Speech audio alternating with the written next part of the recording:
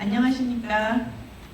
네, 제5회 김포국제 청소년 영화제 미디어 리터러시 그라운드 세 번째 시간. 오늘은 청소년 영화제의 역할과 방향 전환에 대하여 이야기를 나눠보기로 하겠습니다. 먼저 제 소개를 하겠습니다. 안녕하십니까. 저는 박유신이라고 하고요. 현재 서울 성간초등학교에서 교사로 근무하고 있고 전국 미디어 리터러시 교사협회에서 회장직을 맡고 있습니다. 오랫동안 영화 교육에 관심을 가지고 왔는데 여러 존경하는 선생님들과 또 관객분들과 청소년 영화에 대한 이야기를 나누게 되어서 매우 반갑게 생각하고 있습니다. 네, 오늘 함께 청소년 영화제의 방향과 역할 전환에 대해서 이야기를 나눠주실 네 분의 선생님을 소개합니다. 먼저 오세섭 선생님을 소개드립니다. 오세섭 선생님께서는 현재 미디어랩 모아 공동대표이시고요. 중앙대학교에서 영상학 박사를 취득하셨고 청소년 영화 교수학습 방법 등의 저서를 집필하셨고 현재 독립영화를 만드시고 영화 교육을 진행하고 계십니다. 안녕하세요. 오세섭입니다. 잘 부탁드리겠습니다. 네, 고현민 선생님을 소개하겠습니다. 고현민 선생님께서는 현재 경기도 천연초등학교 교사로 근무 중이시고요. 전국 영화교육연구회 회원이십니다. 또 현재 김포국제 청소년 영화제 운영위원으로 활동하시면서 교육영화제에 다양한 활동을 하고 계십니다. 네, 안녕하세요. 고영민입니다. 잘 부탁드립니다. 네, 멀리서 올라오신 이충현 선생님을 소개드립니다. 이충현 선생님께서는 현재 완도 중앙초등학교 교사로 근무하고 계시고 오랫동안 교실 영화 활동을 진행해 오셨는데요. 지금은 순천 스쿨 영화제 집행위원으로 활동하고 계시기도 합니다. 네, 안녕하세요. 전라남도 완도에서 아이들과 함께 영화를 만들고 있는 이충현입니다. 어제 제11회 순천 스쿨 영화제가 펼쳐졌었는데요. 저는 김포 국제 청소년 영화제 참가하고 싶다고 어제 저는 도망 와서 이곳에 참석하고 있습니다. 네, 오늘 좋은 말씀 나누도록 하겠습니다. 네, 또 오늘 이 자리에는 함께하지 못하셨지만 이성철 선생님께서 이제 또 발표를 준비하셨는데요. 이성철 선생님께서는 현재 부산 어린이 창의교육원 교육연구사로 근무하고 계시고 부산국제어린이 청소년영화제, 부산국제영화제 등에서 집행위원 및 커뮤니티 미프 운영위원 등으로 활동하고 계십니다. 이성철 선생님께서는 또 오랫동안 미디어 리터러시 교육에서 활동하신 선생님이시고 하신데요. 오늘은 해외 사례 발표를 통해 영상으로 함께 참여해 주실 예정입니다. 많은 기대가 됩니다. 네, 그러면 저희 본격적으로 선생님들의 청소년 영화제에 대한 고민과 생각 그리고 여러 가지 또 연구하신 내용들을 들어보기로 하겠습니다. 먼저 오세섭 선생님의 말씀을 들어보겠는데요. 오세섭 선생님께서는 청소년 영화제 작품 공모 및 시상화 이원화 제안을 주제로 말씀해 주시겠습니다.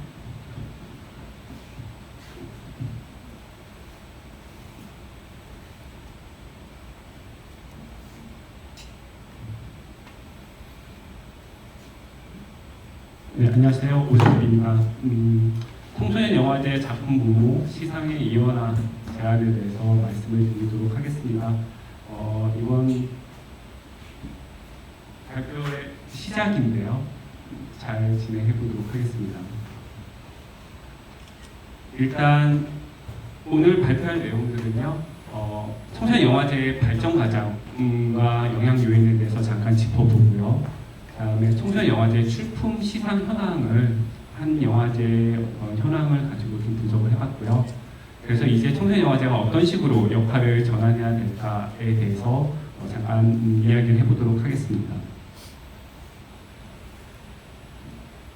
청소년 영화제가 갖는 의미가 뭘까라고 생각을 해보면 다양한 의미가 있을 텐데요. 일단 제가 생각하기로 청소년 영화제는 청소년들의 자기 표현의 장이 아닐까라는 생각이 듭니다. 뭔가를 표현하고 싶은 그런 욕구들을 그를 발산하는 어떤 자리가 되는 거죠. 그런가 하면 한편으로는 어떤 앞으로 영화 감독이 되겠다, 뭐 이렇게 혹은 방송국의 PD님이 되겠다라고 하는 그런 분들을 위한, 그런 학생들을 위한 미래 영상인을 위한 진로 탐색의 시간도 될 거라고 생각이 듭니다. 그래서 스티븐 스필버그 같은 경우도 초등학교 때부터 영화를 만들어서 상영을 했었고요. 봉준호 감독님도 초등학교 때부터 영화 감독이 되고 싶다라고 얘기를 했었는데, 그런 친구들이 나는 이런 걸 해볼 거야 라는 것들을 뽐내는 자리도 될 것 같아요. 그리고 또 하나는 그냥 순수한 예술 창작의 무대일 수도 있습니다. 나는 뭐 상을 바라거나 진로의 문제는 아니고 마침 카메라를 가지고 뭔가를 만들고 싶다라고 얘기할 수도 있을 것 같습니다. 그리고 동시대 창작 수단의 경험이기도 합니다. 만약에 이게 뭐 한 50년 전, 60년 전이었다면 이런 것들이 다른 형태로 드러났을 텐데, 지금은 뭐 캠코더라든가 스마트폰이라든가 혹은 프로그램을 통해서 그냥 동시대의 미디어라는 것들을 경험할 수 있기 때문에 내가 마침 뭔가를 표현하고 싶은데 미디어가 있네, 미디어 기기가 있네, 그러니까 그걸 가지고 만들어 봐야지라고 할 수도 있을 것 같아요. 그러니까 그런 모든 것들 혹은 여기서 다루지 않은 기타 등등의 이유를 뭐 청소년영화제라는 항목으로 포용하고 소개하는 그런 자리라고 생각이 됩니다. 사실 초창기의 청소년영화제를 생각해보면요, 지금 형태의 청소년영화제가 만들어진 거는 제가 생각하기에는 97년도라고 생각이 됩니다. 97년도에 돈보스코 청소년영상제가 처음이었다고 생각이 되는데요. 당시 사실 10편 정도, 10편 내외의 어떤 작품들이 출품이 됐었어요. 근데 돈보스코 같은 경우는 카톨릭의 어떤 수도에서 운영을 하기 때문에 종교적인 가치의 전파 같은 것들을 좀 좋아했었습니다. 좋아했다기보다는 좀 권했죠. 그러니까 처음에는 학교폭력 예방에 관련된 영화들만 받았었고요. 그 다음에는 이제 아무래도 종교적 가치 같은 것들을 좀 내세우는 영화들을 조금 선호한다라는 그런 이야기들이 있습니다. 그 다음에 98년도에 고딩영화제가 나왔는데요. 고딩영화제 같은 경우는 청소년들이 스스로 기획해서 스스로 진행을 하고 하는 비경쟁 영화제였었어요. 상을 준다기보다는 우리들의 어떤 것들을 표현하자, 그러다 보니까 자유로운 표현에 좀 더 방점을 뒀었고요. 청소년 영상 페스티벌 같은 경우는 98년도에 처음 생겼는데 여기는 서울 YMCA에서 시작을 했거든요. 그래서 아무래도 YMCA라는 데가 기독교적인 어떤 기반을 바탕으로 해서 청소년들의 건전이란 말에 대해서는 여러 가지 의견들이 있는데, 그런 것들, 성장 이런 부분에 좀 방점을 뒀고요. 그 다음에 생긴 서울국제청소년영화제 같은 경우는 그때 당시 정교조 산하의 참교 영상집단에서 시작을 했기 때문에 아무래도 초창기 상영된 영화들을 보면 사회라든가 교육 현실 비판적인 관점을 가진 영화들이 많았었습니다. 이런 식으로 처음에 영화들이 각자의 목적을 가지고 시작이 됐고, 뭐 공통적으로는 청소년 혹은 어린이들의 어떤 그 자화상을 담겠다라는 것들이 있었을 겁니다. 그때 당시에 초창기에 청소년 YMCA, 서울 YMCA 청소년 영상 페스티벌을 기획했던 분의 얘기 들어보면 청소년들이 영화를 만든다고 하면 사람들이 다 무시하거나 기성세대에서는 이게 뭐야? 막 대수롭지 않게 생각했기 때문에 오히려 좀 길을 살려주려고 그때 정동극장에서 계속 시상식을 했었거든요. 극장을 대관하고 방송국에서 촬영도 나오고 문화관광부 장관상도 섭외해서 수여하고 지상파 방송에서 EBS나 KBS에서 상영도 하고 하는 식으로 해서 청소년들이 만든 영화도 가치 있다. 이거를 사람들한테 알려주고 청소년 스스로도 알게 되길 바랬다라고 합니다. 그러니까 처음부터 좀 격식을 일부러 차렸던 거죠. 그러니까 그런 식의 형식과 모델이 계속 진행이 되게 됩니다. 그렇게 진행됐던 청소년영화제가 앞서 봤던 맹아기부터 모새끼까지 쭉 정리를 제가 해봤는데요. 아무래도 2002년도, 그러니까 90년대 말부터 2000년대 한 중반까지 해서 영화제가 만들어지고 각지에서 영화제들이 생기고 하면서 청소년 영화제가 확장이 되는데, 여기에는 사실 당시의 대입 수시제도의 변화랑 많이 맞물려 있습니다. 그러니까 아무거나 잘해도 대학에 갈 수 있다라는 되게 획기적인 발상으로 인해서 상을 받으면, 청소년 영화제 상을 받으면 당시 신문방송학과라든가 연극영화과의 수시에 유리한 어떤 영향들이 있다 그리고 90년대 말에서 2000년대 초반 사이에 영상 관련 특성화 고등학교들이 많이 생기거든요. 예고도 많이 생기고 기존의 실업계보에서 영상고로 전환되는 학교들이 많아졌습니다. 그러면서 작품 수도 많아지고 학교의 입장 같은 것도 있고 학생들도 많이 입학하게 되고 그 다음에 스스로넷이라든가 돈부스코 같은 데서는 미디어스쿨 같은 그런 대안학교 개념도 생기기 시작하거든요. 이렇게 돼서 영화제가 굉장히 확장하게 됩니다. 하지만 주요 영화제가 없어지고요. 예를 들면 서울 YMCA 청소년 영상 페스티벌 제가 거의 실무자로 사회생활을 시작했었는데 2013년도를 끝으로 없어졌고요. 서울국제 청소년 영화제도 여러 가지 내부적인 상황과 이야기들이 있으면서 2017년도가 마지막으로 없어지고요. 그 다음에 대입제도에서 수시제도에서 되게 많았던 한 20개 가까이 대학에서 수시제도에서 그런 수상 실적을 반영했었는데 많이 이렇게 좀 적어진 편입니다. 그렇게 되면서 영화제들도 약간 활력을 잃었다라는 생각이 저는 듭니다. 그러고 이제는 청소년 영화제가 기존에 벌써 한 20년 이상 지나왔던 어떤 그런 초기 형식에서 벗어나서 이제 좀 달라져야 되지 않나라는 생각을 하게 된 상황입니다. 짧게 얘기를 하겠습니다. 청소년 영화제 발전은 여러 가지 요인이 작용한 결과예요. 90년대에는 사실 우리나라가 문화의 시대였고요.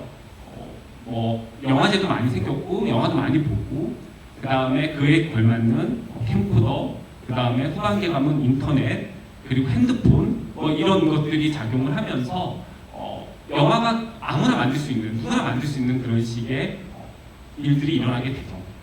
그 다음에 아까 말씀드렸다시피 학교도 많이 생겼고요. 대학에서 영화과도 많이 생기고 실업계 고등학교에서도 영화과가 많이 생기고 이렇게 수시 입학제도가 변하고 하면서 그런 때를 잘 탔고 어떻게 보면 사회의 어떤 변화를 받아들인 셈이죠. 받아들여서 많이 융성하게 됩니다. 그리고 저는 여기에서 가장 중요한 요소 중에 하나가 시상이라고 생각을 해요. 다른 부분도 분명히 있긴 있을 겁니다. 있을 건데 오늘의 이런 제안의 이유 계기이기도 한데요. 너무 지나치게 수상 실적이나 시상에 몰입하는 게 아닌가라는 생각이 들었었습니다.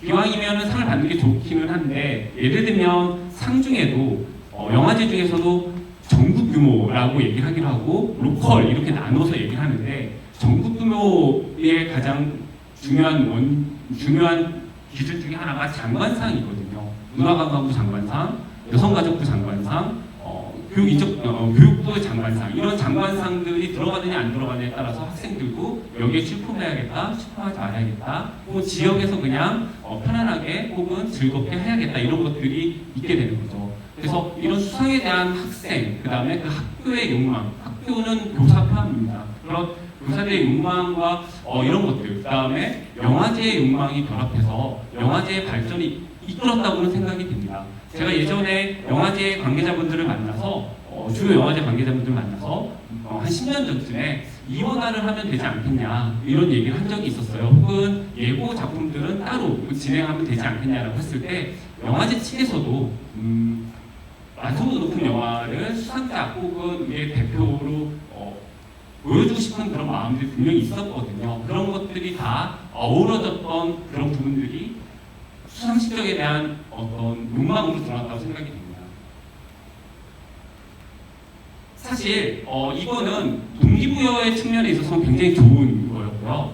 초창기에 고딩영화제가 사실은 금방 끝난 2004년도쯤에 폐지가 됐는데 고딩영화제가 폐지된 이유와도 저는 연관이 있다고 생각이 됩니다. 고딩영화제는 비경쟁이었거든요. 상을 주지 않았어요. 그거는 이제 처음에 만드신 분들, 기획하신 분들, 그냥 진행하는 학생들의 어떤 가치관이었죠. 우리가 고딩영화제, 청소년 영화들을 상영하면서 누가 상을 주냐, 누가 상을 줄 것이냐, 무슨 상을 주냐라는 것 때문에 사실은 상을 주지 않는데 오히려 거꾸로 돌아가는 어떤 진행사항은 비경쟁, 상을 주지 않으니까 학생들이 점점 출품을 좀 덜하거나 중요하게 생각하지 않는 부분도 분명히 있게 된 거죠. 그런 식의 것들을 보면 거꾸로 생각하면 그러한데 이런 수상 실적이나 혹은 경쟁 체제가 사람들로 하여금 더 끌어모으게 하고 상금 혹은 상의 어떤 무게 같은 것들이 굉장히 좋은 선한 영향력도 미쳤다고 생각이 되는데 지나치게 경쟁화되지 않는가 혹은 청소년들이 학교 입시나 성적에서도 그런 서열화가 너무 괴로운데 청소년 영화제에서조차도 서열화를 시켜야 되는가에 대한 비판 같은 것들이 초창기부터 있었습니다. 다음은 청소년 영화제 출품 시상 현황인데요. 그래서 그러면 그동안에 저는 이제 출품과 시상의 이원화가 어떻게 하자라는 얘기냐면 예고나 특성화고는 따로 시상을 하거나 출품을 하고 일반 동아리나 개인 작품은 또 따로 하자. 그래서 따로 이렇게 가치를 두고 상영하자라는 얘기거든요. 그런데 지금 합쳐져 있으니까 그럼 지금 어떤 상황이냐 같은 것들을 조금 살펴봤습니다. 대한민국 청소년 미디어 대전 홈페이지에 들어가 보면 굉장히 좋은 영화제라고 생각하고 남의 영화제 얘기해도 되나 모르겠네요. 되게 그 홈페이지에 가면 되게 그 출품작들이 모두 올라와 있거든요. 한 8년치 정도는 올라와 있는 것 같아요. 그래서 저도 종종 거기에서 영화들을 보는데 무신 영화들을. 그래서 이제 제가 나름대로 초등학교, 중학교, 고등학교 예고 특성화고 그 다음에 영상 관련 외부 동아리 그 다음에 대한국제학교 개인 이런 식으로 분류를 했습니다. 이게 정확한 분류는 아닙니다. 정확한 분류가 되려면 다 전화를 해봤어야 되는데 개인정보나 뭐 여러 가지 상황상 그렇게 못했고요. 홈페이지에 있는 내용들만 가지고 정리를 했기 때문에 약간의 오차가 있을 수는 있습니다. 그랬을 때 보시면은 2022년과 2021년, 2020년까지 3년간을 한번 통계를 내봤는데요. 보시는 바와 같이 총 2022년도에는 316편이 출품이 됐을 때 예고 특성화고와 영상 관련 연합동아리의 작품들이 175편 302편이었던 2021년도 당시에는 189편 코로나 직격탄을 맞았던 2020년도에는 출품 수가 좀 적은데 216편이 출품됐을 때 131편이 출품이 됐어요. 뭐 출품은 당연히 많이 할 수 있죠. 왜냐하면 워크숍도 많고 뭐 그런 것들을 고등학교 같은 경우는 3년 동안 만드는 경우니까요. 그랬을 때 본선 진출과 수상작은 몇 편일까를 분석을 해봤습니다. 그랬을 때 2022년도의 경우에는 총 42작품이 본선 진출했는데 예고 특성화고 외부 영상연합동아리 경우에는 25작품이 본선에 진출을 했고요. 수상작을 보면 아래와 같습니다. 총 이게 중복 가능한 특별상 포함해서 총 39작품, 39작품이 상을 받았는데 그 중에 28작품이 예고 특성화고 외부 영상 동아리 작품이었어요. 그 중에서도 예를 들면 영화라든가 애니메이션 같은 경우는 특별한 기술이 완성도가 좀 요구가 되거든요. 그랬을 때 영화 같은 경우는 16편 중에 13편이 예고 특성화고 애니메이션 같은 경우는 전편이 예고 특성화고 작품들이다라는 겁니다. 약간의 편중률이 일어나는 거죠. 2021년도도 마찬가지입니다. 42작품 중에 25작품이 이쪽 계열의 작품들이었고요. 그중에 시상 작품과 수상 작품은 41개의 작품이 상을 받았는데 그 중에 32개 작품이 상을 받았어요. 영화라든가 애니메이션 같은 걸 특히 보시면 공익 광고라든가 다큐라든가 사실 뮤직비디오 같은 경우는 좀 일반 학교나 개인도 문턱이 좀 낮거든요. 근데 영화나 애니메이션 같은 경우는 편중이 심하고요. 2020년도 같은 경우에도 30작품 중에 24작품이 이쪽 계열의 작품이었는데 수상을 보면은 38작품 중에 28작품 아까 말씀드린 것처럼 영화랑 애니메이션을 본다면 17작품 중에 14작품이 예고 특성화고 작품 애니메이션은 5작품 전체가 이런 식의 편중들이 일어났다는 겁니다.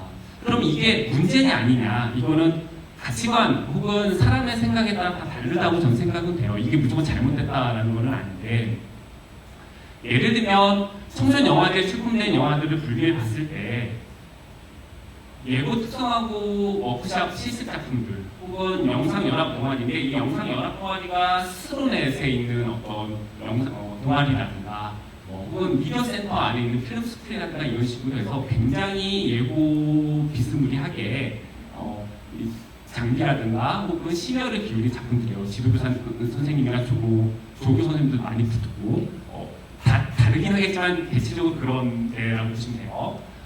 그리고 일반 학교에 그냥 동아리, 뭐 방송반이라든가 영화 동아리인데 여기도 지도교사 선생님이 계실 수는 있는데 그냥 일반 학교 선생님들이 가능성이 굉장히 큽니다. 아니면 아르테에서 지원 나온 학교 예술 강사 선생님 있을 수도 있고요. 그 다음에 개인이 그냥 만든 작품들 이렇게 나눌 수가 있는데 저는 분명히 예고 특성하고 작품들도 좋기는 한데 그냥 일반 학생들이 경험 삼아서 한번 만든 완성도는 그렇게 높지 않지만 그냥 되게 누가 봐도 이렇게 촌스럽고 연기도 어색하긴 한데 되게 좋은 작품들이 분명히 있다고 생각이 들어요. 저도 영화제 심사를 많이 나가는데 그런데 충돌이 계속 되는 거죠. 일반 학생들이 영화를 만들었을 때 어설프고 시나리오도 좀 유치하고 연기도 되게 이상하지만 이런 거에 분명히 가치가 있을 텐데 사실은 상은 예고 특성하고에 되게 잘 만든 영화들 제가 봐도 저보다 잘 만든 영화들이 상을 받는단 말이죠. 그럴 수밖에 없을 것 같기도 하고 반대로 얘기했을 때 그러면 거꾸로 예고 특성하고는 예고 특성화라는 이유만으로 불이익을 받아야 되냐라고 할 수 있는 그런 문제도 생깁니다. 그래서 대부분의 영화제는 기술적 완성도하고 청소년의 자기 표현, 자화상의 반영 이런 거 사이에서 막 갈등이 일어나서 이게 조금 어설프지만 그래도 좀 좋으니까 이게 상을 받았으면 좋겠다. 아니면 본선에 올라갔으면 좋겠다. 아니다, 이건 완성도가 높은 게 좀 더 낫다. 영화니까. 이런 식의 기준이 다 다르다라는 겁니다. 그래서 저는 청소년 영화제가 작품 공모부터 시상까지 조금 나눠서 진행을 하면 좋겠다고 생각이 들었어요. 그래서 전공자는 완성도나 기술력 위주로 적용을 하고 동아리 개인 출품자는 완성도보다는 나름대로 가치, 표현력의 가치를 두는 방향으로 분리하면 어떨까. 예를 들면 반대로 전공자의 영화들 중에서도 제가 여태까지 본 영화들 중에 가끔 평사물 같은 게 있었어요. 진짜 어른들 섭외를 해서 잠복 근무하고 추격신 같은 거 하고 이런 것들을 해서 장르적으로 되게 재밌었는데 그때 심사위원들 말씀이 아니 청소년적인 느낌 하나도 없는데 청소년 영화제에 출품해서 너무 안타깝다 그러면서 사실은 큰 점수를 주지 않았어요. 물론 점수가 중요한 건 아니겠지만요. 그러니까 마찬가지로 어떤 영화들은 완성도가 되게 높은데도 청소년스럽지 않다고 해서 불이익을 당하는 경우도 분명히 있습니다. 그래서 아예 이런 것들을 좀 나눈다면 지금보다는 조금 더 나은 방향으로 가지 않을까라는 생각을 하게 되는 그런 화두를 던지고 싶었습니다. 물론 여러 가지 논란이나 해결해야 될 부분은 많다고 생각이 듭니다. 정리를 해보겠습니다. 청소년 영화 그리고 청소년 영화제는 오직 연령대만으로 보여지는 독특한 특성을 가지고 있습니다. 청소년 영화는 진짜 연령대로 나누거든요. 청소년 영화제도 마찬가지고요. 그러다 보니까 어떤 영화가 좋은 영화인가에 대한 기준도 되게 다르고요. 복합적이에요. 물론 이런 것들에 대한 기준이 영화제의 특성이기도 합니다. 어디는 완성도를 더 높게 본다더라. 어디는 자기의 자화상이나 자기 표현력을 더 좋게 생각한다. 그리고 아까 처음에 말씀드렸던 것처럼 영화제마다 내세운 기준도 약간씩 달라요. 좀 더 종교적인 느낌이 가느냐, 아니면 좀 더 사회 비판적인 것들이 가느냐에도 있긴 있는데요. 그런 복합적인 것들이 지금 있어요. 그리고 이제 청소년 영화의 대다수는 교육 결과물이기도 합니다. 그러니까 선생님들이 지도교사로 붙는 경우가 굉장히 많습니다. 거의 되게 많아요.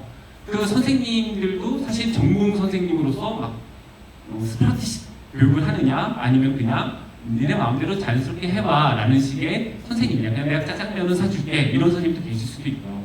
혹은 아예 관심이 없으실 수도 있겠죠. 관심이 없다기보다는 이제 다른 일이 바쁘시기 때문에 이런 상황을 반영해서 사실은 좀 더 세밀하게 개최 방식이나 출품, 시상 방식을 좀 고민하면 좋겠다라는 그런 말씀을 드리고 싶습니다.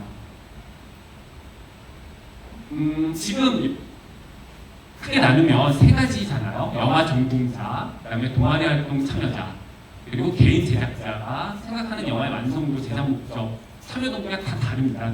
개인 같은 경우는 혼자 영화를 하고 싶거나 갑자기 관심이 생겨서 전혀 관심 없는 친구들 다 불러모아 놓고서는 내가 밥 사줄 테니까 영화 찍자 해서 방학 때 같은 데 만든단 말이죠. 그래서 보통 청소년 영화제는 가을에 많이 있거든요. 여름에 만들려고 아마 그럴 수도 있습니다. 그랬을 때 이 친구가 자기가 만든 영화가 합당한 대우를 받았으면 저는 좋겠어요. 받을 수 있는 장이 있었으면 좋겠습니다. 왜냐하면 지금으로서는 그냥 나 한번 영화 만들고 싶어 했던 친구는 영화제에서 상영될 가능성이 거의 없다고 생각이 됩니다. 일부 그 중에서도 되게 매력적인 친구들 빼고는요. 그런 것까지 다 감안을 한다면 영화제는 다양한 방식의 공모와 시상을 모색하는 게 바람직하다는 생각을 해보게 되었습니다. 그래서 이런 생각을 하게 됐고요. 이런 생각은 사실 20년 전부터 하게 된 거거든요. 그때부터 이미 경쟁으로 갈 거냐, 비경쟁으로 갈 거냐, 혹은 그냥 만드는데 의의를 둔 친구들은 어떻게 할 것이냐에 대한 고민들은 있어 왔고요. 계속 논쟁을 했었는데 마침 이번 기회를 통해서 다시 한번 이런 말씀을 드리게 돼서 저도 되게 굉장히 기쁘고요. 경청해 주신 모든 분들께 감사드립니다. 마치겠습니다. 네, 오세섭 선생님 말씀 잘 들었습니다.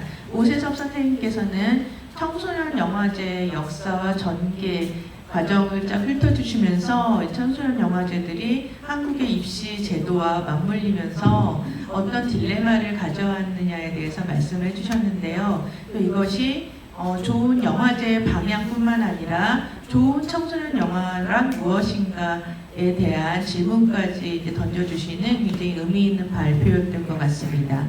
네, 잘 들었고요. 다음으로는 고형민 선생님께서 청소년 영화제 초등 부문 비경쟁으로서의 전환에 대해서 제안 말씀을 해주시겠습니다. 네, 안녕하세요. 청소년영화제 초등부문 비경쟁으로의 전환 제안을 주제로 발제하게 된 경기 청년초등학교교사 고영민입니다.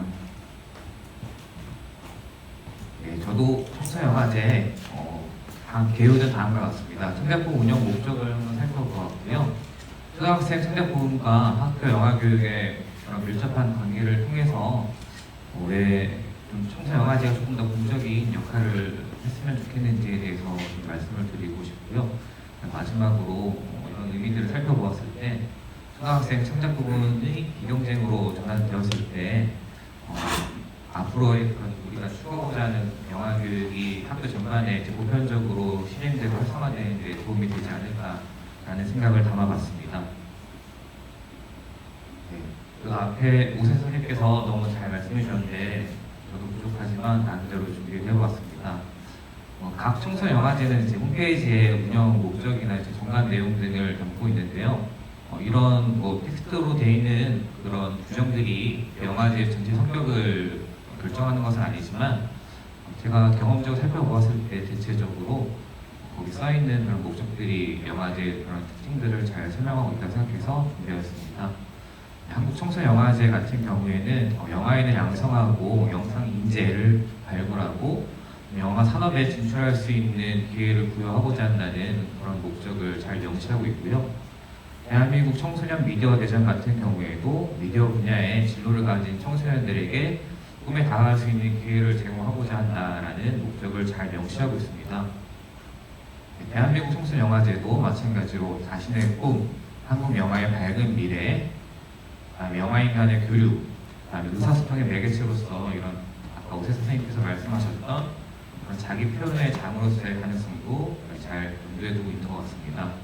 다음 서울국제 어린이 청소년영화제도 어린이와 청소년이 스스로 계획하고 작가, 연기자, 연출자가 되어 세상을 표현할 수 있는 기회를 제공한다는 측면에서 자기 표현의 장으로서의 역할을 충실히 하고 있는 영화제라고 생각을 하였습니다. 서울국제 어린이 영화제도 세계로 그런 경험들이 확장되면서 자기 표현이 넓어질 수 있는 기회를 제공하고자 한다. 김포국제 청소년영화제는 홈페이지 상에는 그런 운영상의 목적은 없지만 제가 경험한 바로는 앞에 있는 그런 영상 진로 탐색과 학생들의 자기 표현의 장으로서의 역할을 충실히 하고 있는 것으로 생각이 듭니다. 이처럼 청소년 영화제들은 지금까지 예비 영화인을 발굴하고 학생들이 자신의 그 영상과 관련된 진로를 탐색할 수 있는 그런 기회를 잘 제공하고 있는 것으로 보이고요. 두 번째로는 청소년 자기 표현의 장으로서 오세 선생님께서 말씀하신 대로 학생들이 영상을 통해 자신의 생각과 감정을 나타내고 거기서 그치는 것이 아니라 또래의 학생들을 만나서 그런 표현과 감상이 확장될 수 있는 기회를 잘 제공하고 있는 것으로 보입니다. 네, 오늘 제가 말씀드리려고 하는 건 이제 초등학생 창작 부분인데요.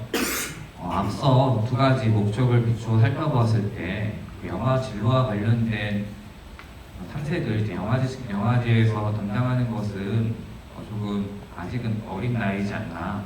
혹시 그리고 영화 제작에 뭐 관심이 있는 학생들이 있다 하더라도 아직까지는 좀 초등학교에서는 개인적인 탐색이 좀 더 필요하지 약간 공적인 차원에서 그 학생들의 진로까지 책임지고 교육하기에는 조금 아직은 무리가 있는 듯합니다.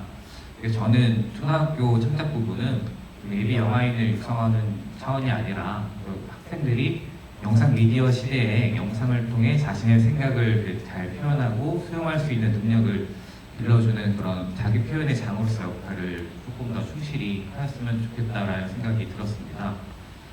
네, 학교에서 영화 제작 교육이 영화제 초등 부분에 미친 영향인데요. 초등학생이 영화를 통한 자기 표현이 이루어지기까지는 개인 혼자만의 힘으로는 어려워 보입니다. 고등학생들만 하더라도 영상고, 그다음에 특성화 통곡과 학생들이 아니더라도 개인적으로 팀 협업을 통해 충분히 영상을 제작하고 출품까지 할 수 있는 능력들을 갖추고 있다고 생각을 합니다. 실제로 그렇게 출품된 영화들을 살펴볼 수가 있고요. 중학교 학생들도 대부분 자유학년제와 같이 학교 영상 제작을 할 수 있는 교육 프로그램을 통해서 많이 영상을 제작하긴 하지만 가끔가다 이제 중학생들끼리 팀 협업을 통해서 만들어지는 영화들도 심심치 않게 살펴볼 수가 있습니다. 하지만 이제 초등학교에서는 학생들이 자발적으로 팀을 구성하고 출품까지 이어지기에는 굉장히 아직 학생 나이에서 어렵다고 생각이 듭니다. 결국 청소년이 초등학생들이 자기 표현의 장인 청소년 영화에 참여하기 위해서는 학교에서의 역할이 거의 절대적이라고 볼 수가 있는데요. 영화 제작에 대한 전반적인 이론 교육도 학교를 통해 배우고 영화 제작을 이렇게 실행할 수 있는 환경 또한 학교에서 수업 시간에 또는 방과 후 동아리를 통해서 잘 제공받고 있습니다. 그리고 영화제 출품하는 것이 굉장히 어려운 작업인 듯합니다. 그래서 출품 개인정보 제공 동의서나 그다음에 기획 의도, 시나리오 작성 등도 초등학생들이 하기 어렵기 때문에 학교의 도움을 받아서 지도교사의 도움을 받아서 이루어지고 있습니다. 이처럼 청소년 영화제는 이제 학교에서 영화 제작 교육에 굉장히 많은 영향을 받으면서 운영이 되고 있는 것이 아닌가 이런 생각을 해봤고요. 반대로 영화제도 초등 영화제도 학교 영화 제작 교육에 반대로 영향을 굉장히 많은 영향을 미치고 있는 듯합니다. 청소년 영화제 영화 제작 교육에 관심 있는 교사들이 관심도가 굉장히 높은 편입니다. 현재까지 초등학교에서 영화 제작 교육은 관심 있는 일부 교사들에 의해서 이루어지는 경향이 큽니다. 그런 상황에서 이런 청소년 영화제가 그 관심 있는 교사들을 한데 묶어줄 수 있는 플랫폼으로서 역할을 하고 있다고 생각을 하고요. 저희 영화교육 연구회가 다른 연구회에 비해서는 조금 느슨한 조직인데 그 이유 중 하나가 이런 청소년 영화제가 어떤 연구의 그런 교육 운영 사례 나눔의 장으로도 여겨진 측면이 있는 것 같습니다. 그래서 이런 청소년 영화제가 학교 영화 제작 교육에도 반대로 굉장히 많은 영향을 끼치고 있습니다. 이처럼 이제 청소년 영화제, 학교 영화 제작 교육이 밀접한 관계에 있는데요. 제가 조금 문제의식을 갖고 있는 부분은 사실 문제라고 보기는 어렵지만 좀 제기하고 싶은 부분은 지금까지 영화제에서 선보이는 초등부문 작품들은 영화 제작 역량이 뛰어나고 영화 제작 교육에 애정이 많은 교사들에 의해 주로 지도된 작품들이 선보이고 상영되고 시상되었다는 것입니다. 이것을 뭐 나쁘다는 것이 아니라 오픈 교육으로서의 그런 영화 교육을 탐색할 때 어떤 일부 교사들의 그런 헌신과 높은 수준의 역량을 통해서만 만들어진 영화가 계속 선보인다면은 조금 더 이렇게 영화 교육이 학교 교육 전반에 좀 확장되고 보다 그런 보편적 예술 경험으로서 교육을 받기가 좀 어렵지 않을까라는 생각을 하였습니다. 실제로 2022년 대한민국 청소년 영화제 초등부분 본선 진출자가 제가 다른 영화제 진출자 평균 러닝타임을 재보니까 평균적으로 11분 정도라고 보였습니다. 11분 정도로 확인이 되었습니다. 학교에서 학생들과 초등학생들과 10분 내 영화를 제작한다는 것은 사실 굉장히 높은 난이도와 시간 그리고 지도교사의 굉장히 많은 헌신과 노력 이런 것들이 없이는 이런 길이의 작품들이 나올 수가 없다고 생각을 합니다. 물론 러닝타임이 그 영화 제작에 들어간 노력을 다 환산한다는 것은 아니지만 아무 길이도 그런 영향을 끼치는데 주요한 요인이라고 생각됩니다. 이처럼 현재 지금 영화 제작 교육이 조금 일부의 헌신적이고 애정 어린 그런 영화 제작에 대한 헌신이 있는 교사들에 의해서 이루어지고 있는데 앞으로는 영화제에서 학교 영화 제작 교육이 조금 더 일부 교사들에 의해서 이루어지는 것이 아니라 보편 교육으로서 영화 교육으로 나아가서 누구나 담임 선생님들이 영화 제작 역량이 뛰어나지 않더라도 누구나 어떤 선생님을 만나더라도 자신의 생각을 수업 시간 내에 영상으로 표현해 볼 수 있는 그런 보편 교육으로서의 그런 의미를 탐색해 볼 때가 아닌가 싶습니다. 이때 아까 말씀드린 것처럼 청소년 영화제가 학교 영화 제작 교육과 밀접한 관계를 맺고 있기 때문에 청소년 영화제 운영 형태가 역할이 되게 중요하다고 생각을 합니다. 그렇다면 변화라는 것이 꼭 비경쟁으로 전환하지 않고도 방법을 탐색해 볼 수 있을 텐데요. 심사 방식을 변화를 하는 것입니다. 하지만 지금까지 오랜 시간 동안 청소년 영화제, 특히 초등 부분에서는 어떤 초등학교 영화가 수상하기에 적합한지에 대해서 굉장히 많은 논의와 논쟁들이 이루어졌습니다. 하지만 영화라는 것이 결과물을 가지고 이야기하는 것이기 때문에 그 제작 과정에 대해서는 너무나 감히 예단하거나 추측하기란 어렵습니다. 그래서 어떻게 공정하게 경쟁할 수 있을지에 대해서 답이 없는 논쟁에 대해서 굉장히 좀 소모적인 논의가 이루어져 온 동안 10년 동안 계속 그런 영화제 출품되는 경향들은 변하지 않고 쭉 이어져 왔다는 것입니다. 이제는 왜 경쟁이 필요한지에 대해서 저희가 다시 한번 고민을 해봐야 되지 않나 이런 생각을 하고 있습니다.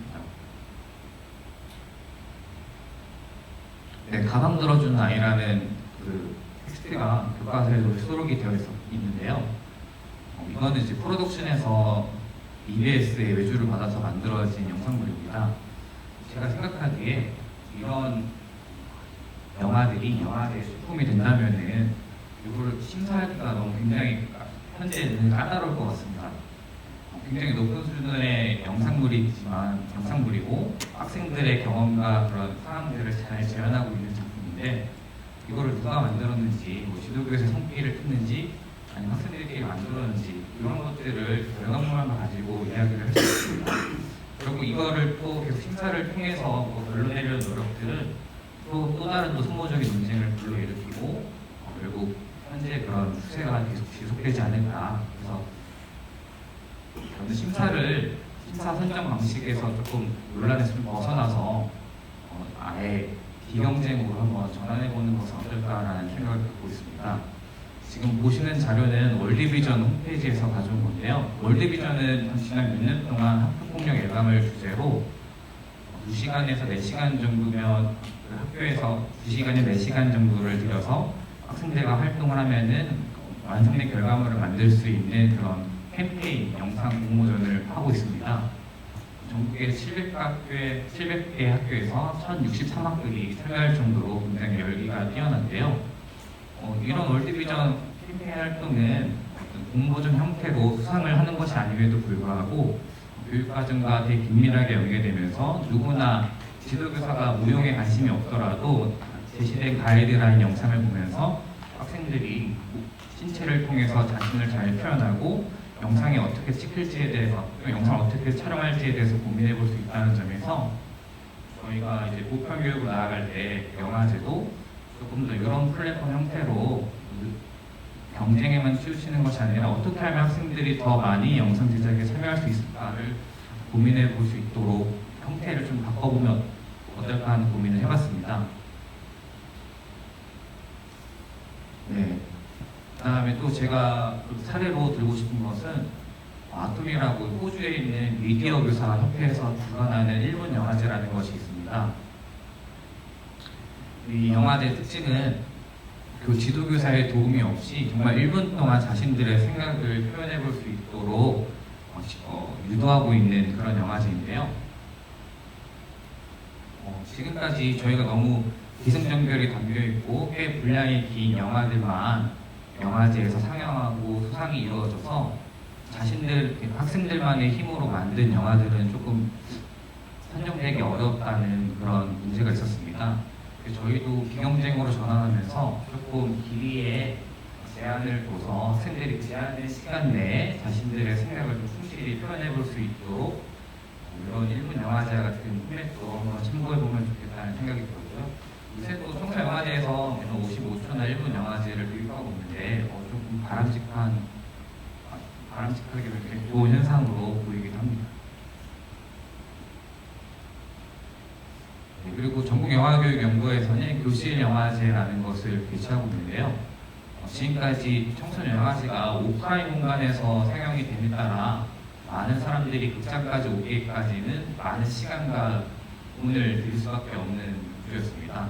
영화를 주최하는 입장에서는 오프라인 공간에 사람을 모아놓고 하는 행사에서 좀 학생들만의 손길로 만들어진 작품을 상영하기는 조금 부담스러웠을 것 같습니다. 저는 조금 더 이런 작품들이 널리 공유되고 서로 이야기를 나눌 수 있는 공간으로서 온라인을 한번 활성화해보면 좋지 않을까라는 생각을 했습니다. 그래서 지금처럼 물론 오프라인에서 같이 공동체 상영하면서 이야기를 나누는 즐거움도 있겠지만 이원화해서 온라인에서도 좀 전국 단위로 모일 수 있도록 유도를 하고 지역에서는 지역에 있는 그 청소년들이 한 공간에 모여서 서로 이야기를 나눌 수 있도록 한다면은 영화제를 운영하는 입장에서도 어떤 좋은 영화를 선정해서 보여줘야 된다는 그런 부담감에서 좀 자유로워질 수 있지 않을까라는 생각을 해보았습니다. 그리고 학생들도 이제 수상의 영예 그리고 교사들도 영화제에서의 그런 인정도 굉장히 중요한 욕구이긴 하지만 그런 것보다도 이제 내가 만든 영화를 많은 사람들 앞에서 소개하고 내가 직접 관련된 이야기를 나눌 수 있다는 즐거움이 제일 큰 보상으로 다가갈 수 있도록 노력이 된다면은 저희 청소년 영화제가 학교의 영화 제작 교육이 좀 보편적으로 이루어진 이제 큰 역할을 할 수 있지 않을까 이렇게 고민해 보았습니다. 네, 제 내용은 여기까지입니다. 감사합니다.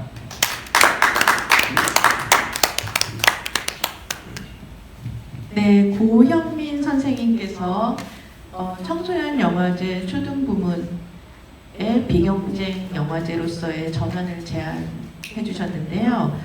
고현민 선생님께서는 현재 청소년 영화제의 긍정 역할은 무엇인가에 대한 고민과 보편 교육으로서의 영화 교육에 대한 고민을 바탕으로 어떻게 청소년 영화제가 이 교육 영화로서의 기여를 해야 하고 또 어떤 초등학교 영화가 수상하기에 적합한가, 바람직한 초등학교 교실 영화를 위한 영화제의 방향은 무엇인가에 대해서 포괄적으로 고민하고 제안해 주셨습니다. 잘 들었습니다. 네, 세 번째로 완도 중앙초등학교 교사로 재직 중이신 이충현 선생님의 발표를 들어보겠습니다. 네, 안녕하세요. 완도 중앙초 교사 이충현입니다. 앞에 두 분은 그 영화제에서의 경쟁, 비경쟁, 수상 이런 고민들을 말씀을 해주셨는데 저는 여기서 약간 포커스를 좀 옮겨보려고 합니다. 기존에 우리가 영화제 하면 그 여러 작품들이 출품이 되고 그다음에 영화관에서 그 영화를 감상하고 심사위원들이 수상작을 선정하고 비경쟁 영화제도 이렇게 다 같이 보고 감상을 나누고 이런 영화제만 생각을 하셨는데 저희가 지금 참여하는 이 영화제는 청소년 영화제거든요.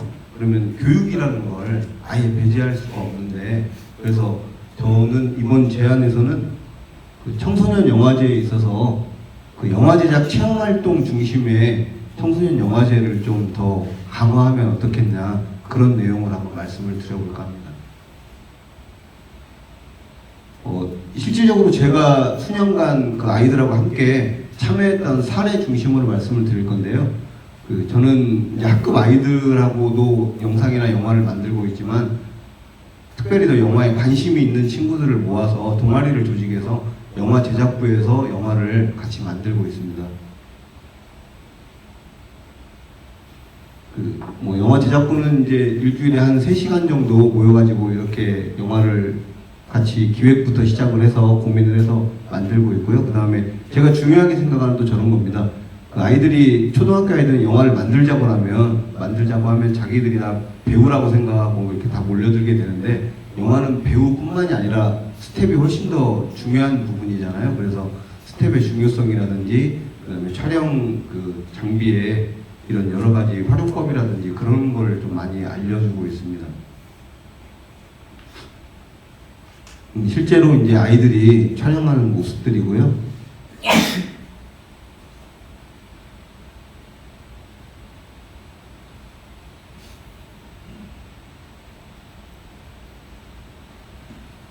그 다음에 아까도 말씀드렸지만 영화의 주인공은 저는 스텝이라고 항상 강조를 하거든요. 물론 배우의 방점을 찍고 오는 아이들도 많은데 영화 뭐 카메라라든지 이런 여러 가지 장비가 신기해서 오는 아이들도 있고요. 그 다음에 자기 이야기를 펼쳐보고 싶은 감독이라든지 이런 쪽에도 관심이 있어서 오는 아이들도 있기 때문에 스텝 교육에 훨씬 더 비중을 많이 두고 아이들에게 많이 알려주고 그 다음에 영화 한 편이 만들어지려면 정말 다양한 사람들이 고생을 한다는 걸 알려주기 위해서 영화의 주인공은 저는 항상 스텝이라고 아이들한테 강조를 합니다. 요거는 이제 아이들이 그 영화 촬영하고 뒷정리하는 모습인데요. 이런 거 하나하나까지도 저는 충분히 영화 교육을 통해서 아이들이 서로 배려하고 인성교육이 된다고 생각을 해서 제가 처음부터까지 다 해주는 게 아니라 아이들이 다 할 수 있도록 전 옆에서 이제 도와주고 지원해주는 역할을 합니다. 뭐 즐겁게 촬영하는 모습들이고요. 이렇게 이제 그 배우와 스텝을 더 세분화해가지고 다양한 아이들로 자기들이 원하는 그 역할을 맡을 수 있도록 역할 조직을 나누고요. 이건 이제 저희 메이킹을 담당했던 친구가 찍은 메이킹 영상인데 잠깐 한번 보시겠습니다.